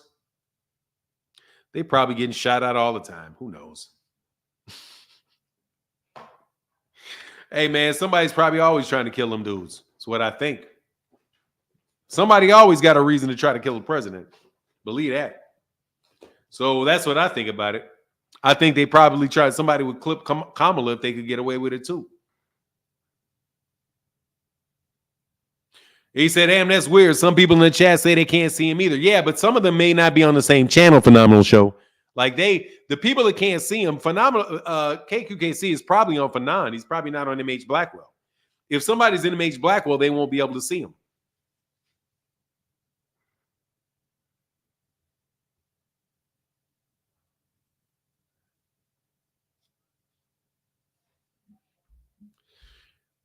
Critical race theory got bad in schools when teachers put the far left spin on it. Now they have drag queen story time in some elementary schools also. But listen to this. See, Rocco, that's a conflation of terms that you probably did accidentally, but it's still a conflation of terms. You say critical race theory. Then you say drag queen story time. Race, drag queen. Those are not the same thing. If they insist on having story time with drag queens, that has nothing to do with the story of how race, the basic theory of race,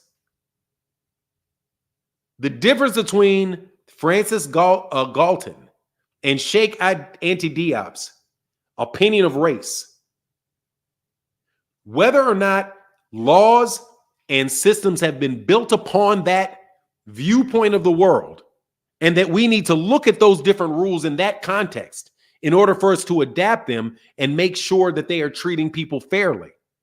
That's far different than talking about something that has nothing to do at all with race. That's gender. That's gender.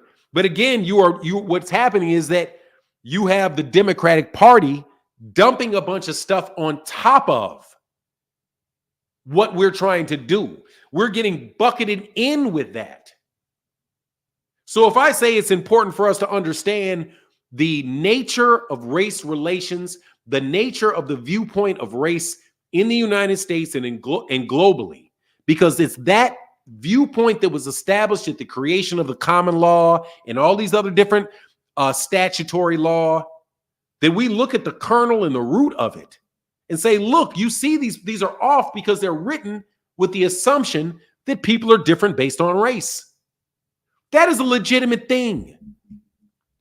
And this is what the Democrats do. This is the legitimate problem with the Democratic Party, is that they bucket us into, here, give me my minority bucket. Where's the minority bucket? Give me the minority bucket. This is the minority bucket, and we're going to throw blacks in here. We're going to throw LGBTQ in here. We're going to throw the unions in here. We're going to throw, what else are they going to throw in there? We're going to throw global warming in here. All of this is in the same bucket. If you don't like all of it, we're going to bundle it together. What they're doing is they're bundling black issues along with LGBTQ issues, which is the problem with BLK, with Black Lives Matter, because that's what they did. You now can, and nobody's going to appreciate that because you've poisoned the soup. You poison the soup. You're putting one thing in there that doesn't belong in there. And they bundled it. So you literally have Rocco, and shout out to you, Rocco, where you think gays and transgenders when you're thinking about when you're talking about understanding the concept of race. Those two things are not connected at all. But yet in the minds of people and the speak of people, it's all the same thing. That's the problem with the Democrats for me. Again, though, my focus is on these idiot-ass Republicans that don't know the difference between the two and aren't willing to work to separate the two so we can solve one problem that is concerned to us.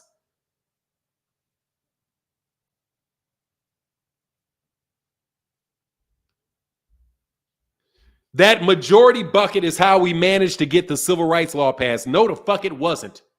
It was us that got the civil rights passed because of our problems. The bucket got everybody else their shit.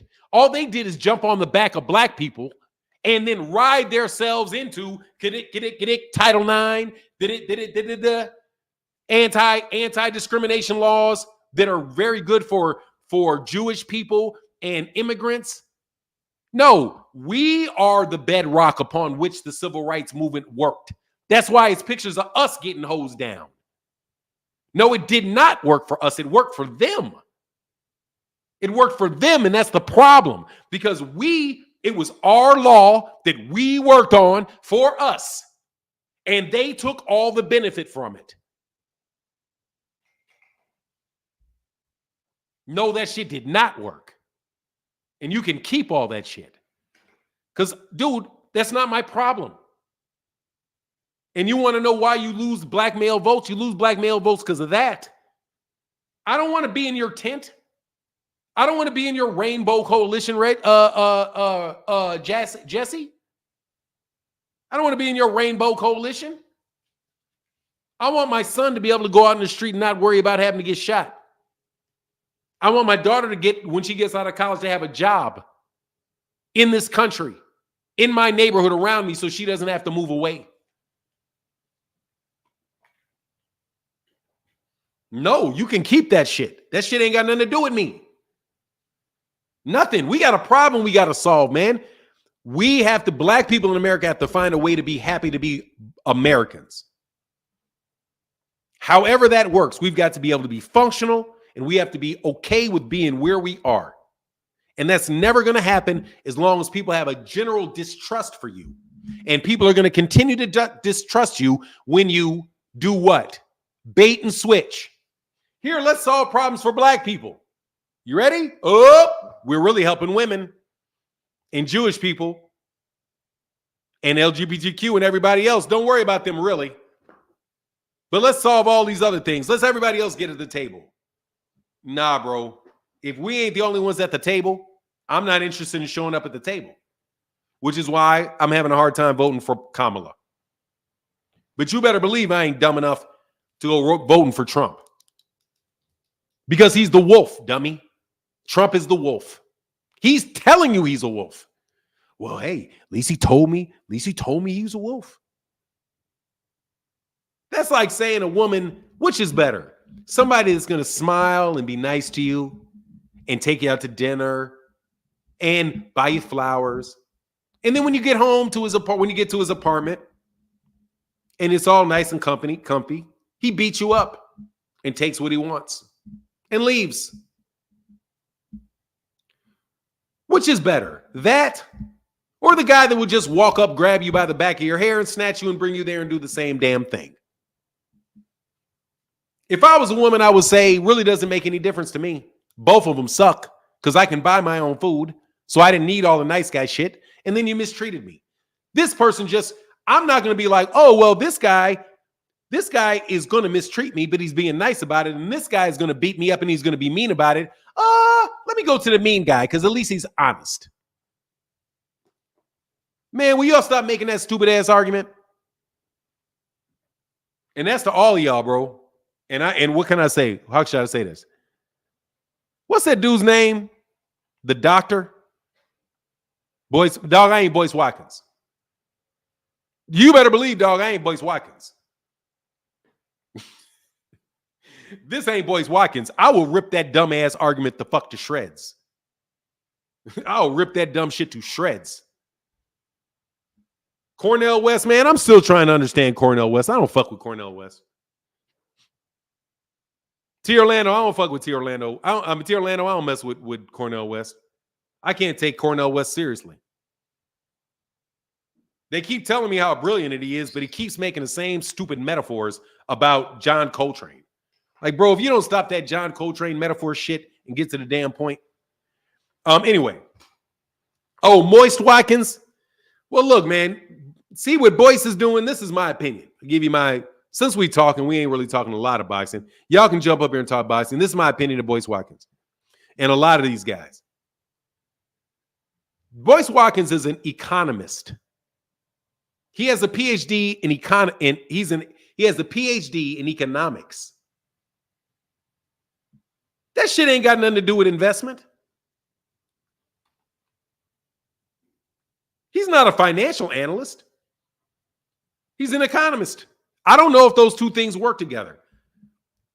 If you're an economist, that doesn't make you a social commentary. It doesn't make you a psychologist. Doesn't make you a historian. It doesn't make you any of those things. So you're limited. He basically, and the same thing with Thomas Sewell. Same thing with Thomas Sewell. Thomas Sewell's an economist. Talk to me about the economy, bro. Once you get outside the economy, you're in the same realm as everybody else. But they don't make good arguments, bro.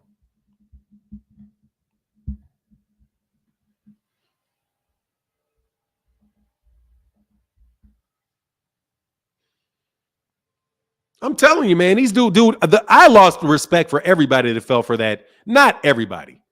But, bro, come on, man. The economist who had a little track record, who had a terrible track record when he taught at Syracuse. Yeah, I mean, I can't speak on what it is. Oh, okay, for sure. Phenomenal show. Thank you, bro.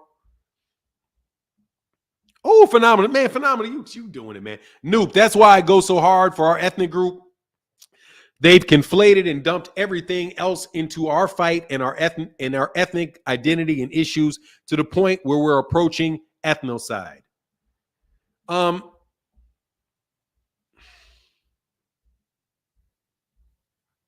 Economists do analyze market. Yeah, I'm not familiar.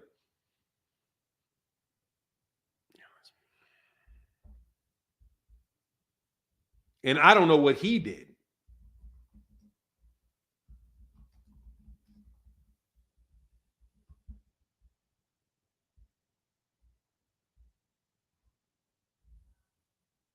No, they're not. The economy represents how money is being made and spent by the country's citizens, companies, and government. Economic growth is typically measured by gross domestic product. Stock price and economic performances are not always aligned. Strong market. Okay. That's the economist. No, I want to know about an economist deals with stocks. Okay, yeah, but that is because it's how they spend their money, how they invest their money, how they grow their money. Yeah.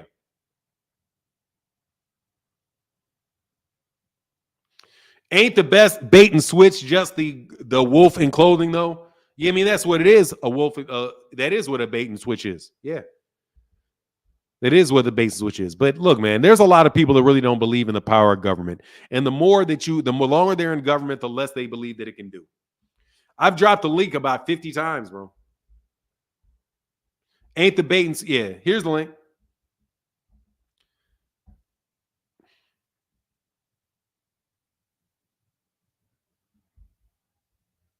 Yeah, sure. Here you go.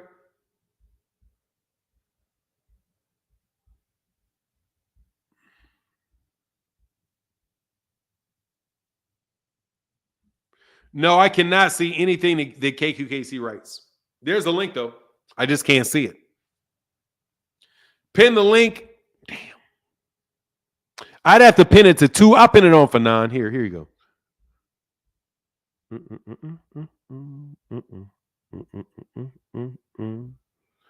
All right, I did it. I pinned it. Hey, phenomenal show. Just be holding down the channel, brother. Thank you so much, man. He just can't see you typing. I think, yeah, there you go.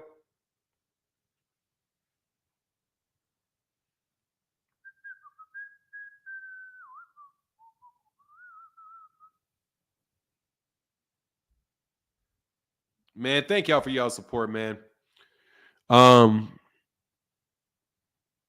yeah, okay, merch is done. I did it.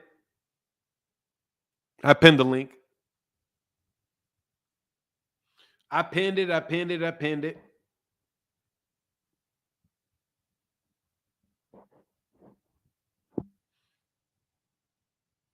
The Democratic Party honestly scares me, and I don't like either. But Biden, yeah, it's gonna be whack anyway it goes.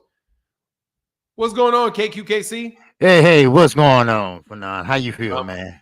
man, I'm well. I can't complain, man. What's going on with you, boss? Not much, man. Just trying to do my thing, and I want to just say, shout out to phenomenal, uh, Show. Mexican phenomenal show. Yeah, Yeah, I appreciate that, man. Yeah, I don't know why. I don't know why you can't send me. I don't know. I don't know. But man, it's anyway, crazy, isn't it? yeah. But I'm boxing question real fast, Fanon. Yes, sir. What you seeing T.O. doing now? I mean, what is he doing? I mean, yes, he wanted to fight Crawford. That's out now. Of course, he's hanging out with Canelo. I mean, is he trying to look for a big fight, big payday, or trying to get his name out there? I Or think that he is leaving. I think he's trying. He's in a lawsuit with Bob Arum right now. right? So that's going on, and I think he's gonna. Most of the time, he's just answering questions that people put in his face. So, Okay, but I think more than likely he's looking to get away from Bob Arum. And if he's over there working out with Canelo and them, it means he probably might want to fight on Canelo cards, or he may be trying to get over there to old Turkey. Who knows? But he probably does want up out of Bob. He's been having problems with Bob for a while, man. All the way back from after the Lomachenko fight, when he was yes, supposed to fight Kambosos, and he forced a purse bid and all of that. Teofimo Lopez and Bob Arum have always had a little bit of issues. yeah. I kind of figure, like the comment he made about if they want the black fighters, let them have it, things like that. But I think he wants to be larger than what he is, like Crawford, Gervonta Davis, and he go from one to another, one to another end. But I think he needs to stay where he at. He goes up there to 147. He's gonna get knocked out. He's gonna get knocked out. He just don't fight like that. He fights at the level of his competition that he's fighting, but he just don't fight above that level. And he got to stop talking about the Lomachenko fight. That was how long ago? And now look at Lomachenko. Now he's at a certain age where he really doesn't care, about boxing really no anymore. So I'm just trying to find out what's his angle, and where he's going to end up at, So, and He gonna basically, probably end up. I got a suspicion he gonna wind up with Golden Boy. I yeah, think Golden Boy. I think Golden Boy is a good natural home for To if he doesn't end up at if he doesn't resign release Bob Arum. I mean, he may. Who knows? He may go to Al Heyman if he's Al Heyman could do some work with him because he's got a lot of fighters at 147 that To can get fights from. So yeah. I don't know. It's just gonna be interesting to see what's going on with To. I'm glad at least we talking about him. Yeah. Oh yeah, most definitely. And you know what? I'm with you on the fight the other night. It was kind of steep, $90, but Oh yeah. the main event, you know, Malenka, he surprised me. I really have to admit, I was wrong. He really did surprise me. He stood there. He didn't do a lot of lateral movement like my favorite fighter, Jamel. But he stood there. He gave it what he got. And Callan Plant, he showed that he had a ring IQ. You know, and I like that. So, but I'm all good. I'm all good with what happened. So, I mean, I got my money's worth. I think. So, Yeah. I thought I yeah. did. I did. Yeah. So I'm not gonna hold you on for now. I just No, want you to good. I'm enjoying chop it talking up. to you, man. Take your time. Yeah. Yes, sir. So, but everything else been going good, man, and I'm doing my thing, and still take care of mom and dad. They not doing so good right now, but No, I'm everything's sorry to hear okay. that, man. Yeah. So, but hey, come on back to Chicago, man, and visit. Yeah. I'll be there in damn, when am I coming back to Chicago, man? I'll be coming back to Chicago before too long. I'm going to New Orleans in October, but all right, bro. Okay. Appreciate you, man. Get Okay. back. I appreciate Thank you, you. man. All right. All right, man. Take care. Peace. All right. Yeah, man. You know, god dang well, T.O. ain't fighting Godzilla. Let's get it happening, dog. All the kings have fallen. All the kings have fallen. Woo, Seema. Salute for your consistency of great content. Man, thank you so much for that $25 holler, brother. That is, it's huge. Thank you, man. And now we do have a channel sponsor, I do believe, which is SEMA as the channel sponsor for the day. Because I don't think there was a Cal Cooler was the channel sponsor. So we got two. Let me put the channel sponsors up real fast.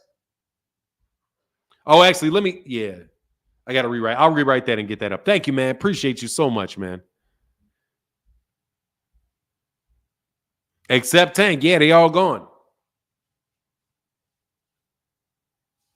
Hi, he said, come back home, OG. Yeah, man, I love Chicago, man. Main 3 said, you've been cooking today, bro. Keep up the good work. Yeah, man, I didn't want to. That's why I put the MH Black one on there today. So we can get some of that going on. Yeah, I'm listening to y'all thinking something is wrong with some of y'all people, man. I'm telling you, man, I'm listening to y'all thinking something's wrong with the people y'all listen to. No clue. That's like, you know who says some dumb shit? And this is somebody who was very, very, very wealthy and successful. Steve Harvey gives some of the dumbest fucking advice. Steve Harvey gives some of the dumbest advice, man. First of all, let's be very clear, man. Sometimes when you get super, super successful, something comes into play called luck.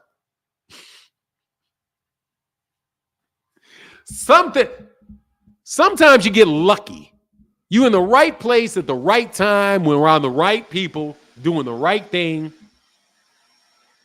Steve Harvey, again, dog, when you compare him to, how can I say this? As a comedian, Steve Harvey is moderately talented comedian. A moderately talented comedian. But God dog, that man right there is ambitious. He's a what? Steve Harvey is a what? Okay, yeah, sure.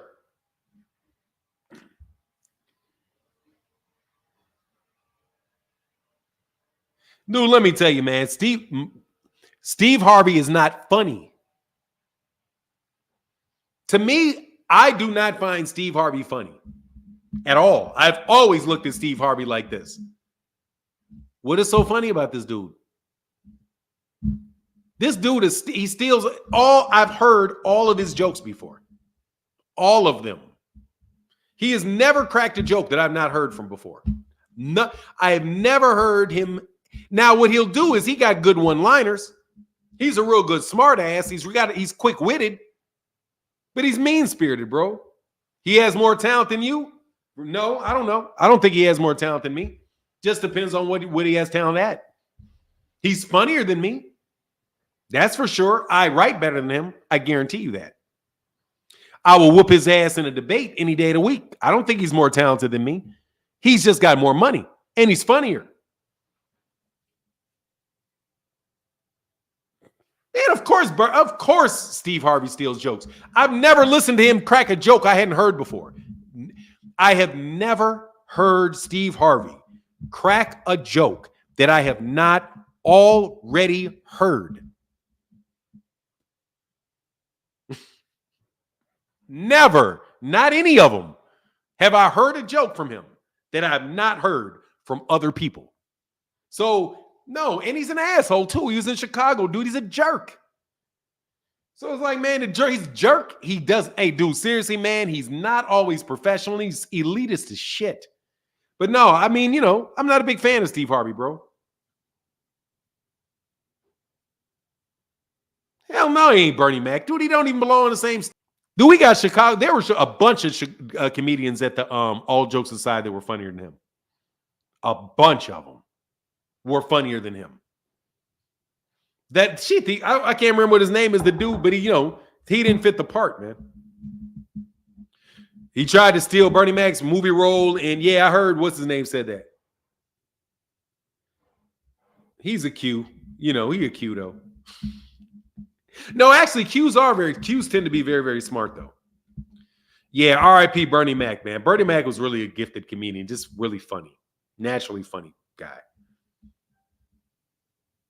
Let me tell you, D.L. Hughley is about this tall. Dude, I knew D.L. Hughley was short. But God dog, man, he is he's like a pygmy, man. Dude, I mean, he's all right. He's kind of mean-spirited, though. But they're good, man.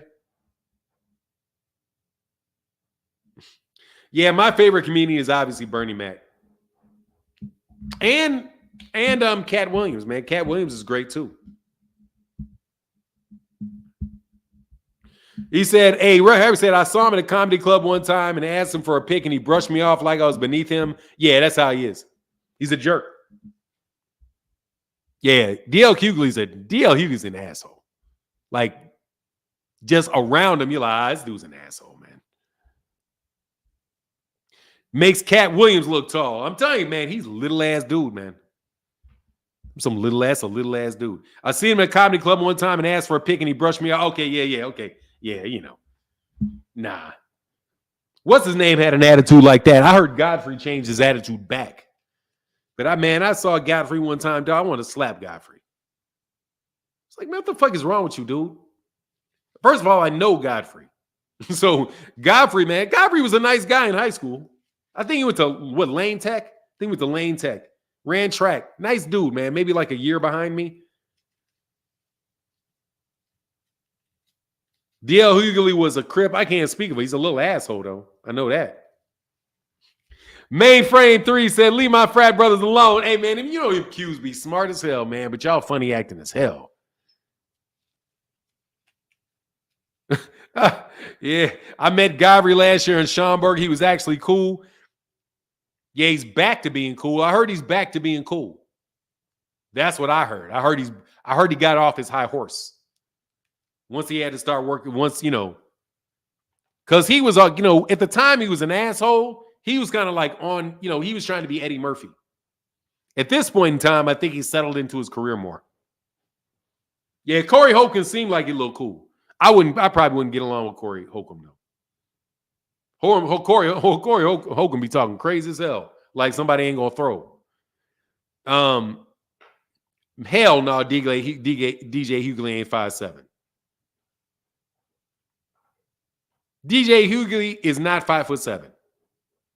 Hughley is about the same height as Gervonta Davis. Little ass dude. Little ass pygmy ass dude. Yeah, he got humbled, bro. Yeah, he calmed down with all that bullshit, bro. I'm telling you, man, he made me want to slap him because I knew him. I'm like, dude, I know you. This dude we used to be at track meets all the time. He's cool with my sister. He's cool with people in my neighborhood. We all knew each other. Godfrey was a cool dude. He's funny, nice guy, man. Every time you talk to him, he's like, what's up, man? How you doing? I'm like, man, what's up, Godfrey? But then when he got on that damn stage, and all jokes aside, man, on the south side of Chicago, all jokes aside on South Michigan, a little bit south of Roosevelt and Michigan, dog, his attitude was fucking terrible. And then my sister said he saw him somewhere and his attitude was terrible. And then a couple years later, they saw him and his attitude went back to what it was. So he had like his, he had his humble pie, bro. Pretty much. Or I don't know what it was. Maybe he just realized he was being an asshole and stopped acting out of character because he's really a nice guy. Like I said, I know him. So it's not like I'm talking about somebody I half know. I know Godfrey. I know Marcus. I knew all the dudes at Lane Tech. Those dudes used to kick it with. We was cool. We ran against each other in track meets, all of that. But sometimes, man, when you make it, you start thinking, you start feeling yourself a little bit.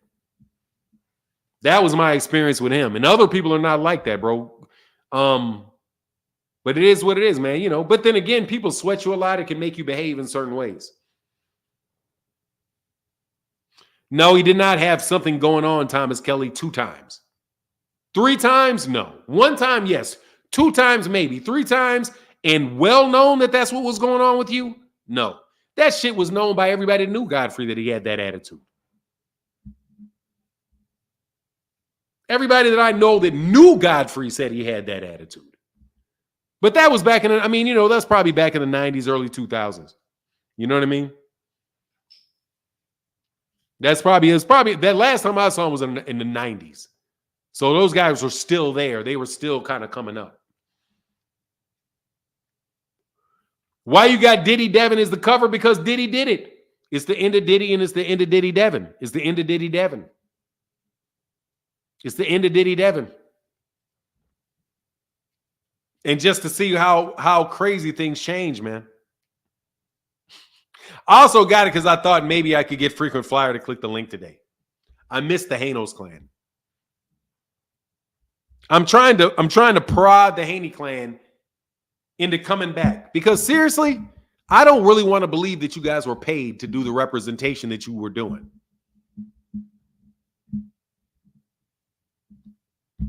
I don't want to do that, man. I don't want to think that, you know what, I was right. And these guys were paid to deal with Devin Haney. Because it only took you a little bit of time to say enough stuff to kind of save face. For eventually for you guys to completely disappear.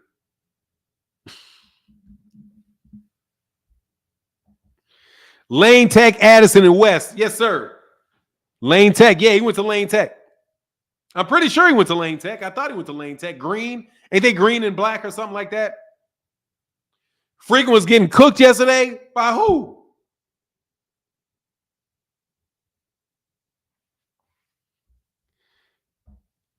Two Cents said it's true, Blackwell. It was all propaganda with Haney. Let me tell you, 2 Cent. I know it was because Bill told me.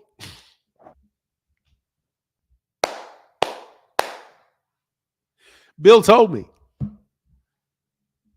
Now that it's all said and done, I can tell you, I know. I've been known.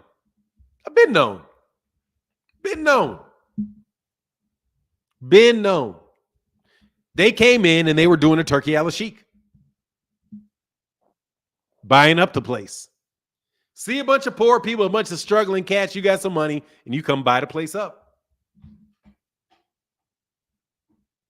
You just buy the place up. And that's what he did. He bought the place up. But he couldn't buy everybody because some people had too much money.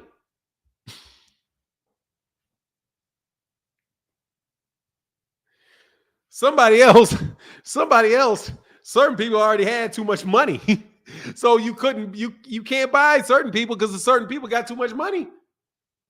And they have a long vision. They're like, nah, dog, that ship's gonna burn like a champ, bro. Your boy Claymore really grinding my gears with the BS. He terrible. What'd he do? Tell Claymore I challenged him to a debate. He'll never come back. Yes, the red and the black. What is this? Yes, green. Oh, yeah. Green, black, and white. Yeah. Yeah, it's green. Yeah. Yeah, I was kicking it with him. Y'all don't remember Nate Turner, though.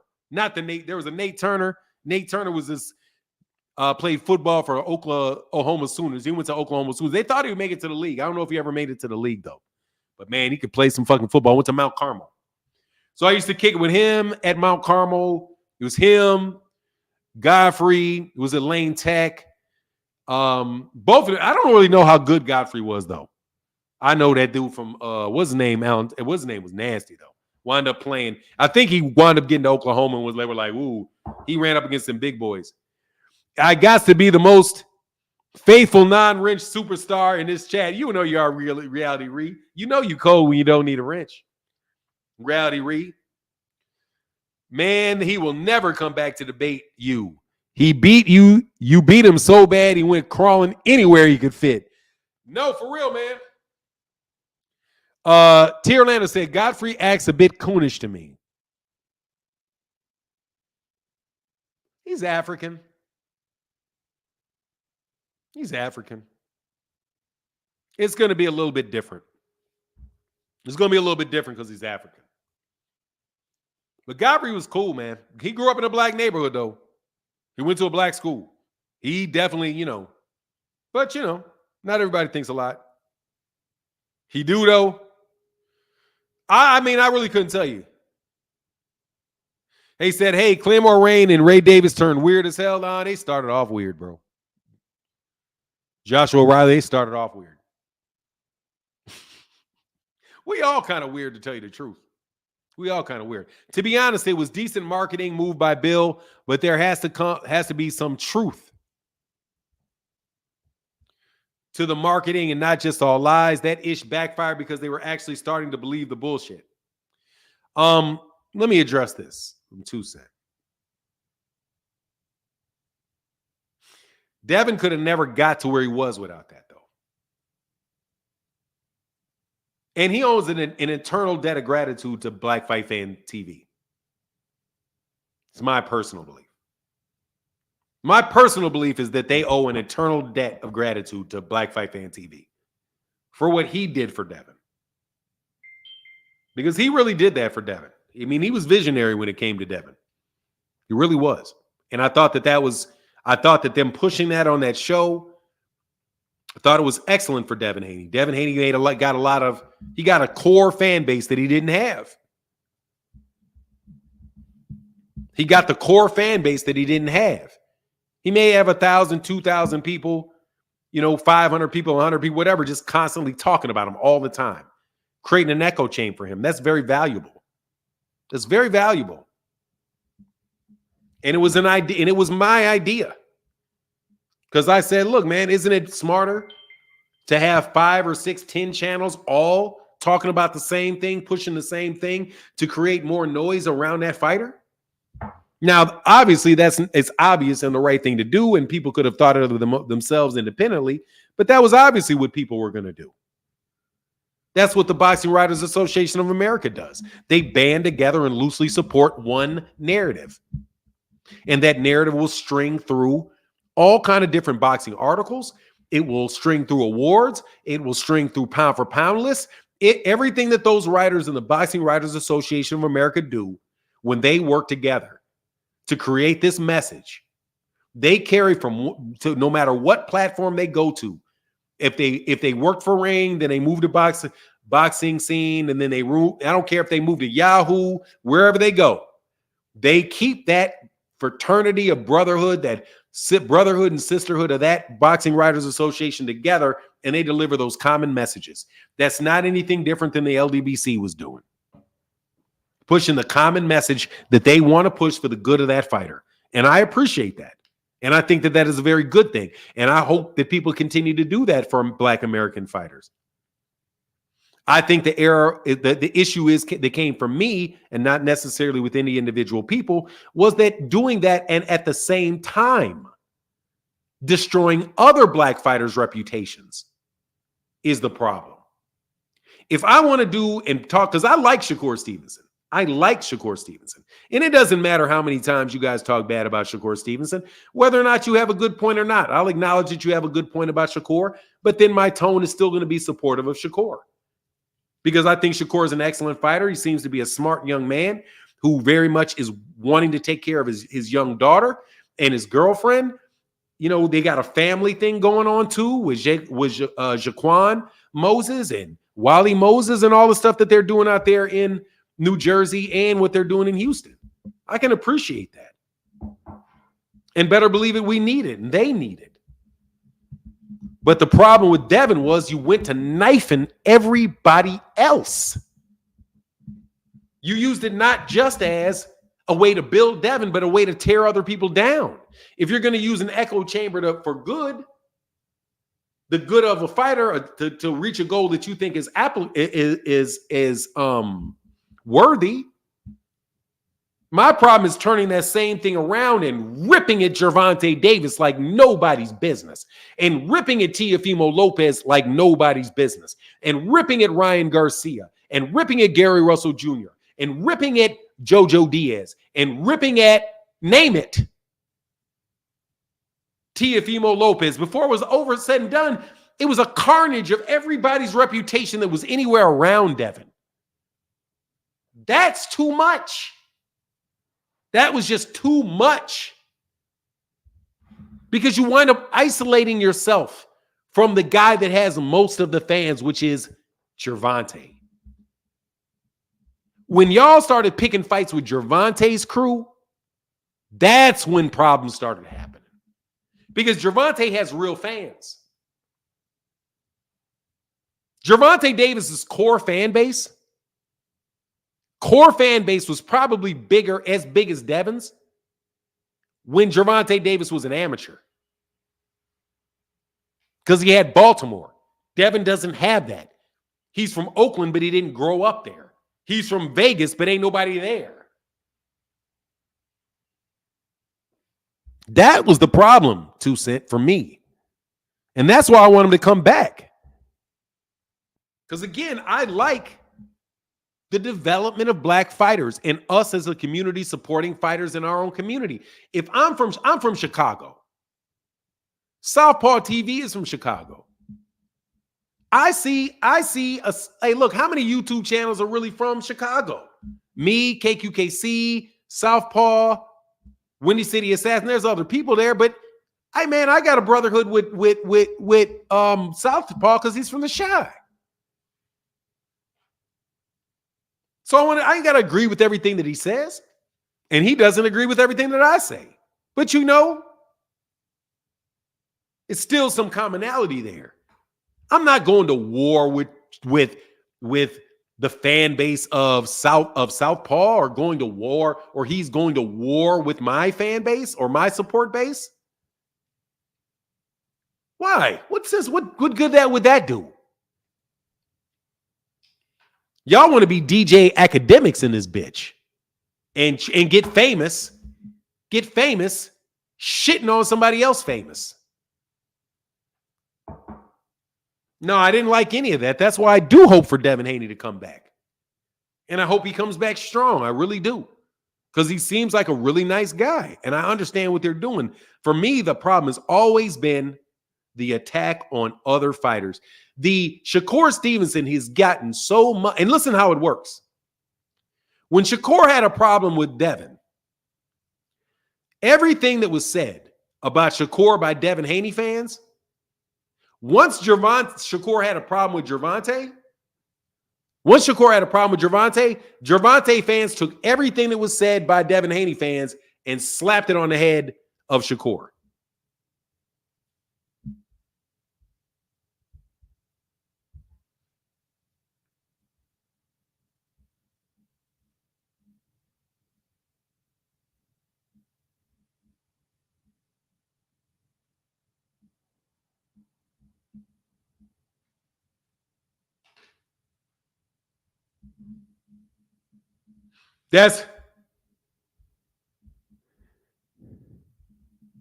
Dev got cut.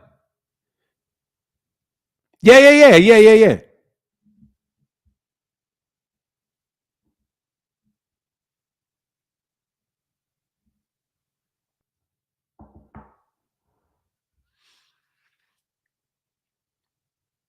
Chi-Town.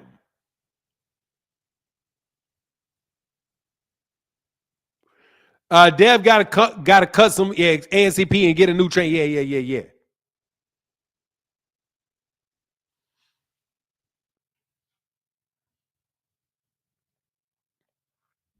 Man, really?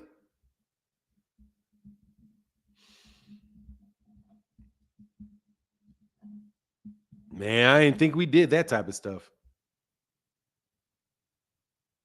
I didn't. That is very anti-shy. Dev got a Fanon. It's not over for Devin. He can rebuild his Fanon. What does Devin need to? I don't know. Devin need to keep fighting. He got himself where he is. He'll figure it out. Y'all keep talking slick about Devin. He gonna come see you. Please come see me. Please come see me. What's up, Alan Sostan?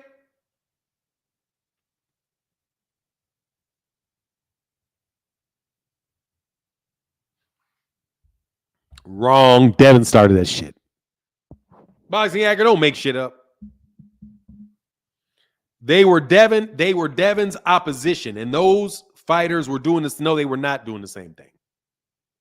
Teo started ripping at Devin first base. You're fucking lying. Tank has put Devin down. Dude, please stop it. Man, Boxing Hacker, you can bring your ass up here. Come tell them goddamn lies if you want.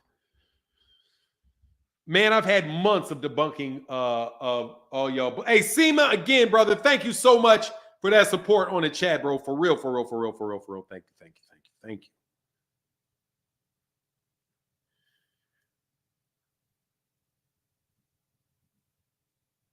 Yeah. Yeah, you go lying again.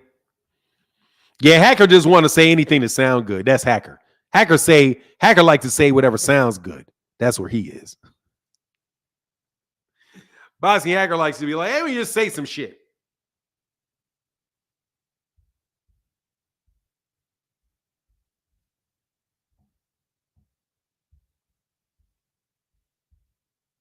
How much did Bill offer you for nine? No, I didn't get offered. I got threatened. I didn't get an offer. I got a threat. Is what I got. Nah, but I was offered a few $1,000s is what I was told. I never entered into the negotiation. I was told a few $1,000s. And I was like, and they were like, yeah, I can get you like a few $1,000s. Because I said, I asked, how much is Bill paying? And it was really non-committal what he was paying. And then they told me, oh, we can get you a couple thousand, because I was like, man, you guys, we got to somebody got to be getting paid for all this shit. And it was like, well, he promised that he would do it, some money down the line when a fight gets happened and all of that. And plus I was on the phone with Bill and somebody else. Bill literally called somebody else on the phone with me and said, hey, man, this dude got what you asked to do. He got it done for free. Why are you charging me? And then I said, hey, look, man, I'm not charging anybody. I'm doing this as a cat's paw for the LDBC. I don't want any money. Anybody that was listening to those conversations, like Fahim, you remember when I did the cat's paw video? The cat's paw video was for me to expressly tell everybody that I ain't got shit to do with this. The only reason I give a shit about this raggedy ass shit going on is somebody asked me to do a favor, so I organized this thing, but I ain't got nothing to do with it. Because I knew full well that fight wasn't going to get made that way, because that's not how fights are made. But they just insisted on continuing to do it. That's what Bill wants. So that's what Bill got.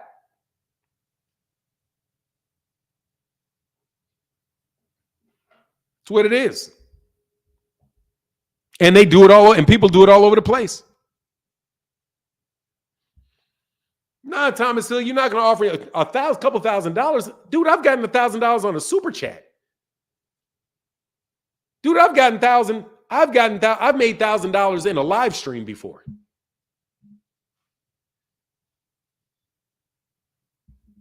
I've made $1,000 in a live stream before.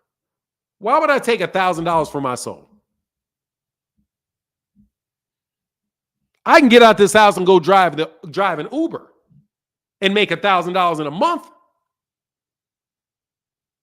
Fuck would I sell my soul for that for? Couple thousand, 10,000.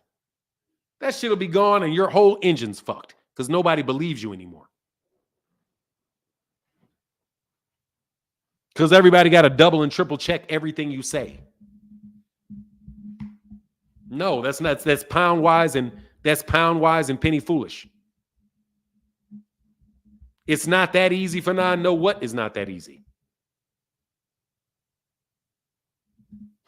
What do you mean, what's not that easy? You're doing a lot of talking, bro. You're not doing no clicking.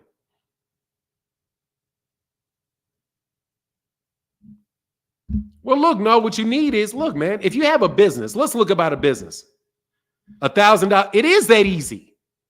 What you talking about? Look, you want me to get $1,000? I'll get $1,000 in a live stream. You want to watch it? I'll do this. Watch this. This is how I get $1,000 in a live stream.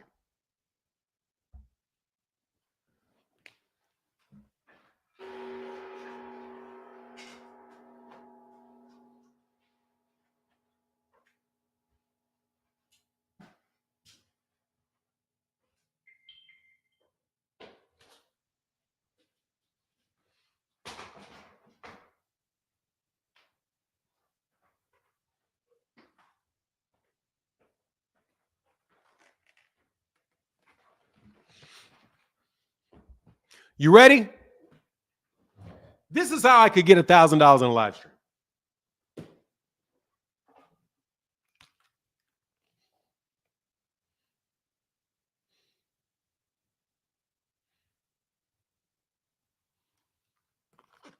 This photo is autographed by both Leon Spinks and Muhammad Ali.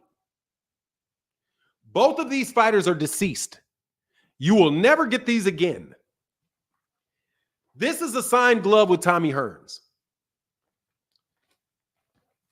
The highest bidder, this is going to go to Upton Gym. The proceeds of all of the people that support the money that we're raising for the channel is going to keep that, but the winning amount is going to go to Upton Gym, and you are going to get these two things that are worth well more than your $260 donation.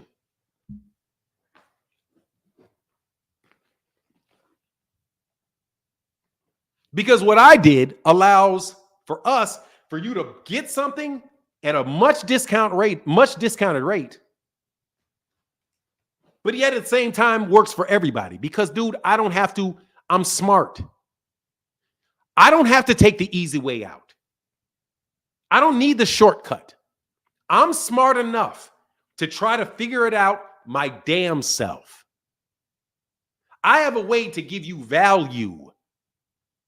That's why I talk about the MH Blackwell and all those things, because I know you guys can't talk about this to these guys.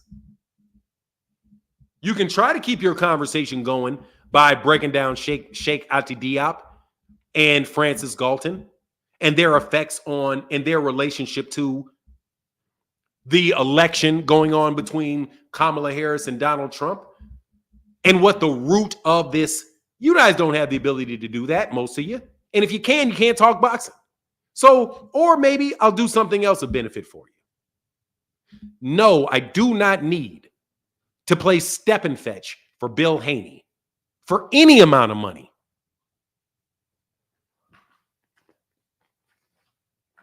No.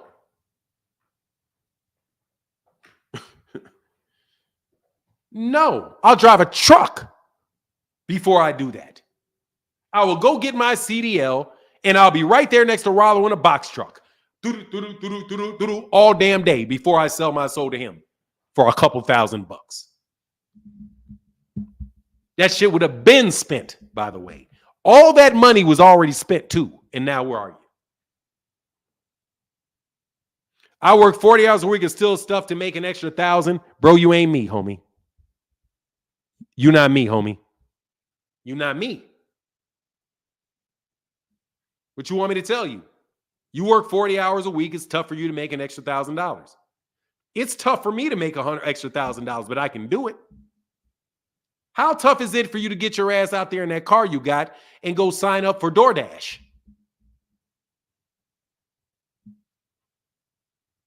Drive 3 hours for DoorDash or Uber.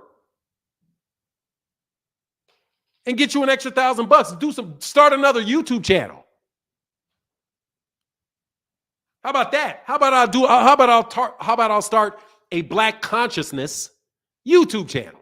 And I'll talk about that because I have the ability to do that.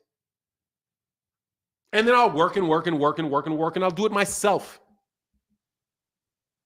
I swear to God, the last time I'd never want to be relying upon another person in my life for money. I swear I do. I do not want to be reliant upon anybody for their money. If I can provide a service for you and I can get it, then cool. But ain't no way I was going to do that shit. Hey, you can do DoorDash and live 3-4 days a week for 3 hours and you can make 1,000. Yeah, exactly. Cut grass is $60 a yard. Get your ass out there with a lawnmower or something. Go flip a pack, nigga. Go flip a pack. Yeah, something. Don't we all? No. Totally relying upon. No. You are right, to Orlando. I'm saying I don't want to be totally reliant. I don't want to be totally reliant. I don't want anybody in my life ever again just single-handedly to have so much power in my life that they can really, really, really make me stress. That's the benefit of having your own business, because that's where you are when you have your own business. You have to rely on customers, but you know the life cycle of a customer is finite. That never prevents you from going to get another customer and reduce your dependence on that one.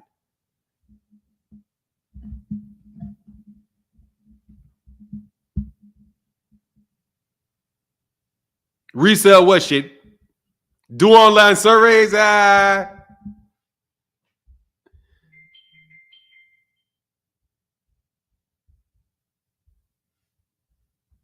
right, there you go. There's that link. Don't nobody want no smoke. Somebody want to debate politics with me?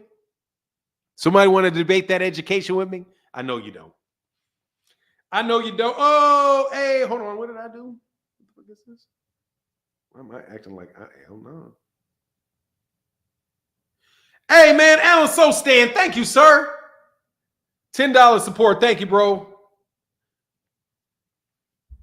Bro, you got to go. And you're also banned.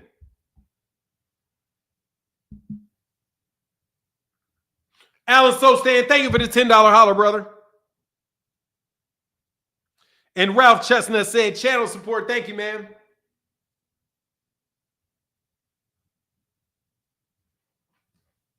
Hell yeah, sell some MAGA hats.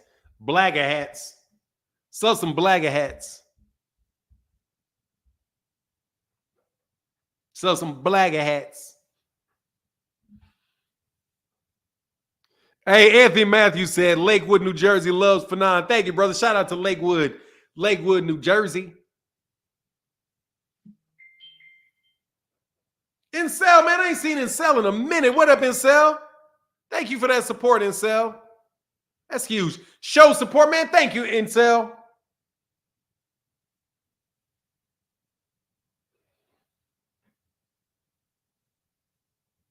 Yeah, say you a blagger hat or something. No, dog, I ain't got a problem with Republicans, but y'all start fucking around with education. You trust Republicans with education? You're tripping. I'm telling you right now, bro. T. Orlando said Midtown.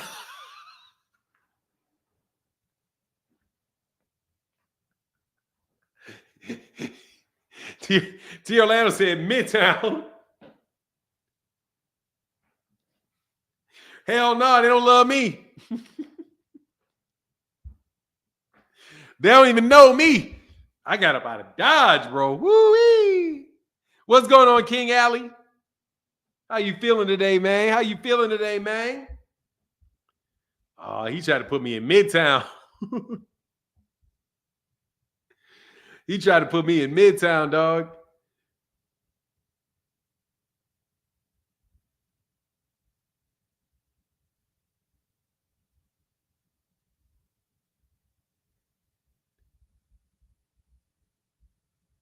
Yeah, dog. Oh, man, this has been so fun, man. So fun. Theo Guyton in the building, man. Good morning, Theo Guyton.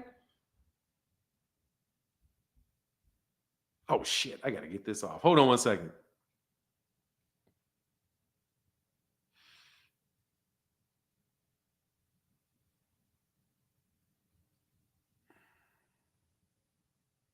God, oh, man, sometimes I'd be like, God, it looks so, ooh.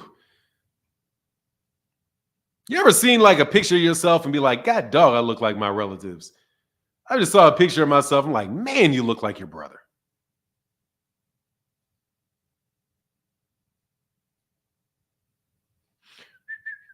Give me 1 second. I'm sorry.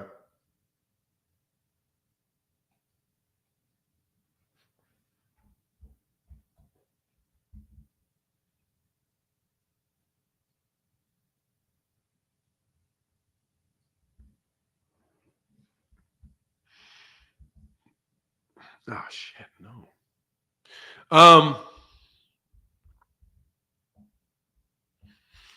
Yes, sir. Man, this has been such a fun show. I hope you guys enjoyed this show. I know we talked about a lot of things that wasn't black. It's embarrassing to be a Democrat. I'm conservative. I mean, Democrats are conservative. All these people are right-leaning people. What's going on, Divine? Somebody had them strong genes. Yeah, my mama. Everybody looks like my mother in the face. I'm built like my dad, though. Yeah, but yeah, my mother got strong genes.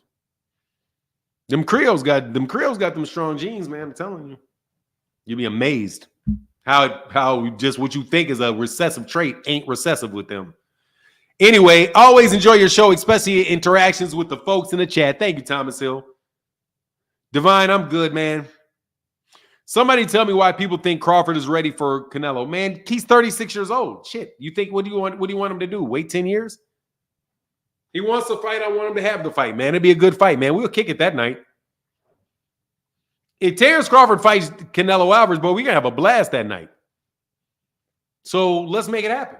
You know, aside from all of this, you know, positioning as like obviously because many of you guys are on the team of these fighters, members of these fighters' teams.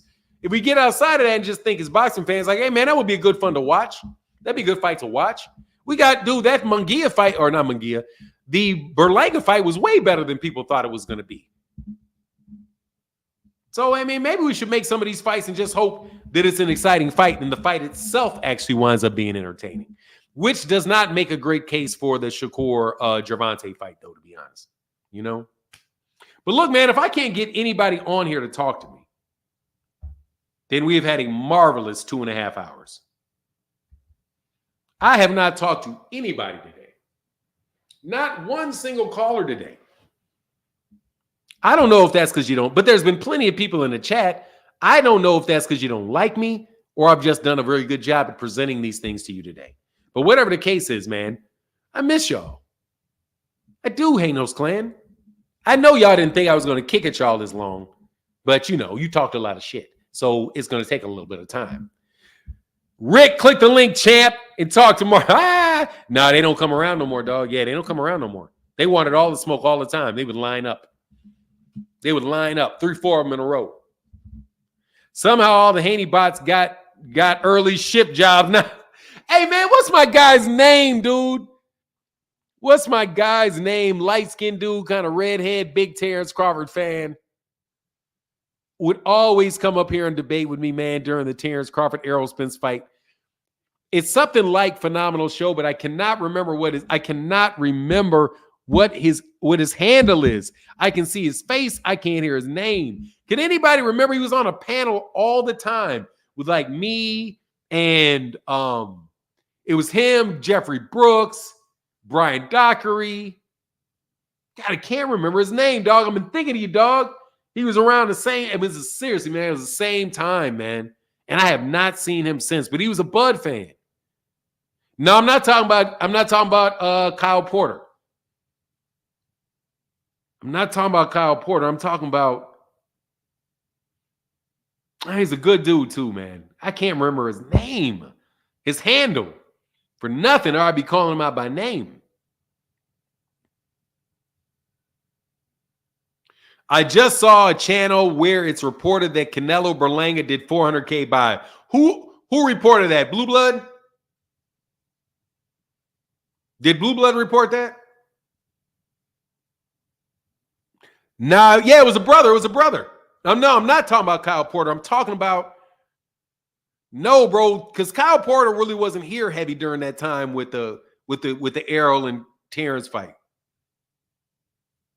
I'm gonna think of it eventually because I haven't seen him in a long time, and his face it's in my mind. Hollow Davis, what up, man? Who reported it? Yeah, but I mean, Kyle still comes around. Kyle Porter still comes around. It's Porter Pools. Give me the link to that. That they did 400,000 because that's right around Gervonta. That means Gervonta is the face of boxing. Boxing Fanatical said that. I don't know who Boxing Fanatical is. Yeah, he was light skinned. He's about my color. Yeah. E-money bags. E-money bags. Man, where the hell? Tony Robinson, you going to debate me on Saturday about what, Tony Robinson? What you want to debate me about on Saturday, Tony Robinson? Yeah, E-Money Bags, man. Yeah, I ain't seen E-Money Bags in a minute. Has anybody seen E-Money Bags? If you see E-Money Bags, tell E-Money Bags bring his ass back. I hope he's doing well. I hope everything's okay, but I haven't seen E-Money Bags in a while, man. I used to chop it up with E-Money Bags all the time, man. Or Brian Dockery, man. I ain't seen Brian, but it's slow right now. Yeah, E-Money Bags, man. Yeah, E-Money Bags. Okay, Windy City Assassin. Hold on, let me see.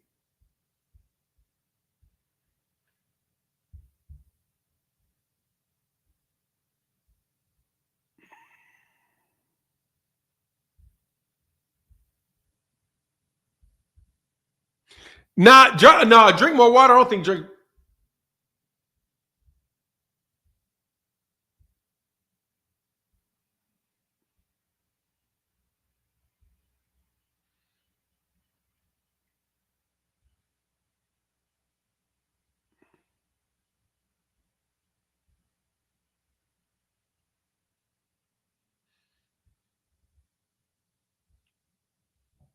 Where would that come from? Okay. It's too early to get those numbers, man. Didn't they just, what's today? Said it takes 10 days, man. It won't be out till a week from today is when they should start getting them. A week from today. Nah, it was E-Money Bags, man. E-Money Bags, who I was thinking of? E-Money Bags. Yeah, that's my guy, E-Money Bags, man. I liked arguing with E-Money Bags. They was saying who said 750? That shit ain't do no goddamn 750. Savage Killer Queen, whoever said that, lying. It's 750K? No way. Not with that card. That T-Mobile was packed like a mug, though. I mean, if you're talking about the money, Canelo going to get his money. But anyway, man, let me get up out of here, man. Much love to everybody in the chat, everybody in the super chat. Thank you guys so much for your support today.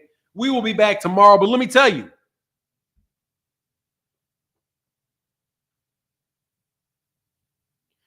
I may go on early tomorrow. So keep a lookout. I may be on at 7 a.m. tomorrow. There's a chance that I'll be on at 7 a.m. tomorrow. If I'm not at 7 a.m. tomorrow and I'm at 8, then I'm going to play you guys an interview that I got. Because I want to be, but I don't know if y'all are actually able to get on 70. Get on at 7 o'clock. King Judah. I don't know. King Judah is big on Keith Thurman. Matthew Bishop, you'll see King Judah when you talk about Keith Thurman, man. A lot of people are like, they're like they're transient with the fights of their favorite fighters.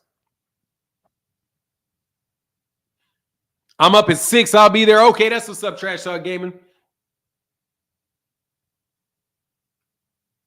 Oh, okay, here.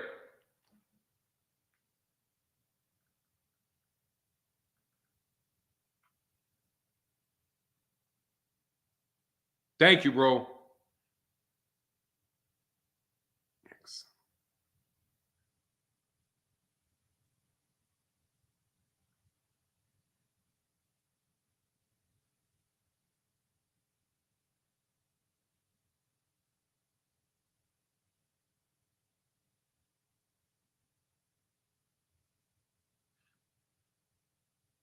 I don't see you said you sent it on.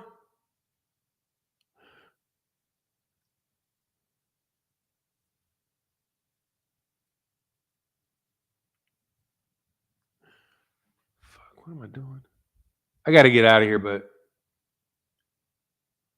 what was the email you sent? Because I don't see it in.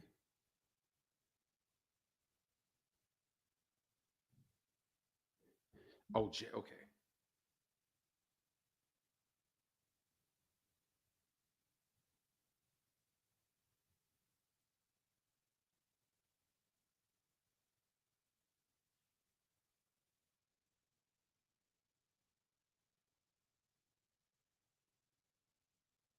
I don't see it, man. It must have got it. It's not here.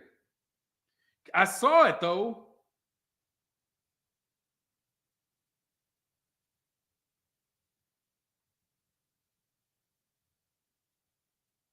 Can you send it again? Because I thought I did see it and I was going to send it, but maybe I must have accidentally deleted it or something.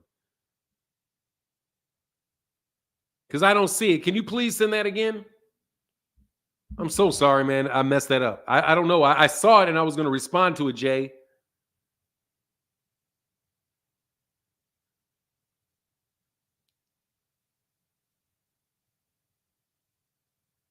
Because I looked at it, I was like, oh, that's Jay.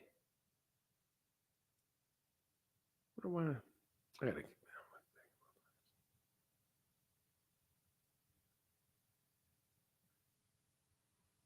I'll wait for you, Jay, to tell me if you can send it again. Okay, cool. And then as soon as I see it, I'll send you my address. I'll send you my address. But look, man, I'm about to get out of here. Topic, the downfall. And how are you going to debate that, Tony Robinson? That's not a debatable topic, Tony. Here's a link, Tony. You got to have a position that you're taking to debate. Like if you believe something and I believe what you're saying is not true or is not the best way to do something, you got to tell me what you think and have a specific thesis. I mean, a premise. You have to have a premise. That's not a premise. So what do you want to argue about it? We need to do X to do Y. The downfall was caused by this. The uprising will be caused by that. And then if I disagree, then we can debate. But if we agree, there's no debate. And I'm going to tell you right now, I'm not somebody that's going to debate you about something that I don't agree with. If I agree with you, I'm going to tell you I agree with you, period. I'm not going to be like, oh, my job is just to disagree with you and find a way no matter what you say. I'm never going to do that. I'm going to only debate people that I disagree with. No, Jamel does not have a belt. No, Jamal does not have a belt, rather. But look, I'm out. Y'all have a wonderful day. Thank you guys so much for your support today. It was huge today. Thank you so much. And with that, I'm out. Deuces.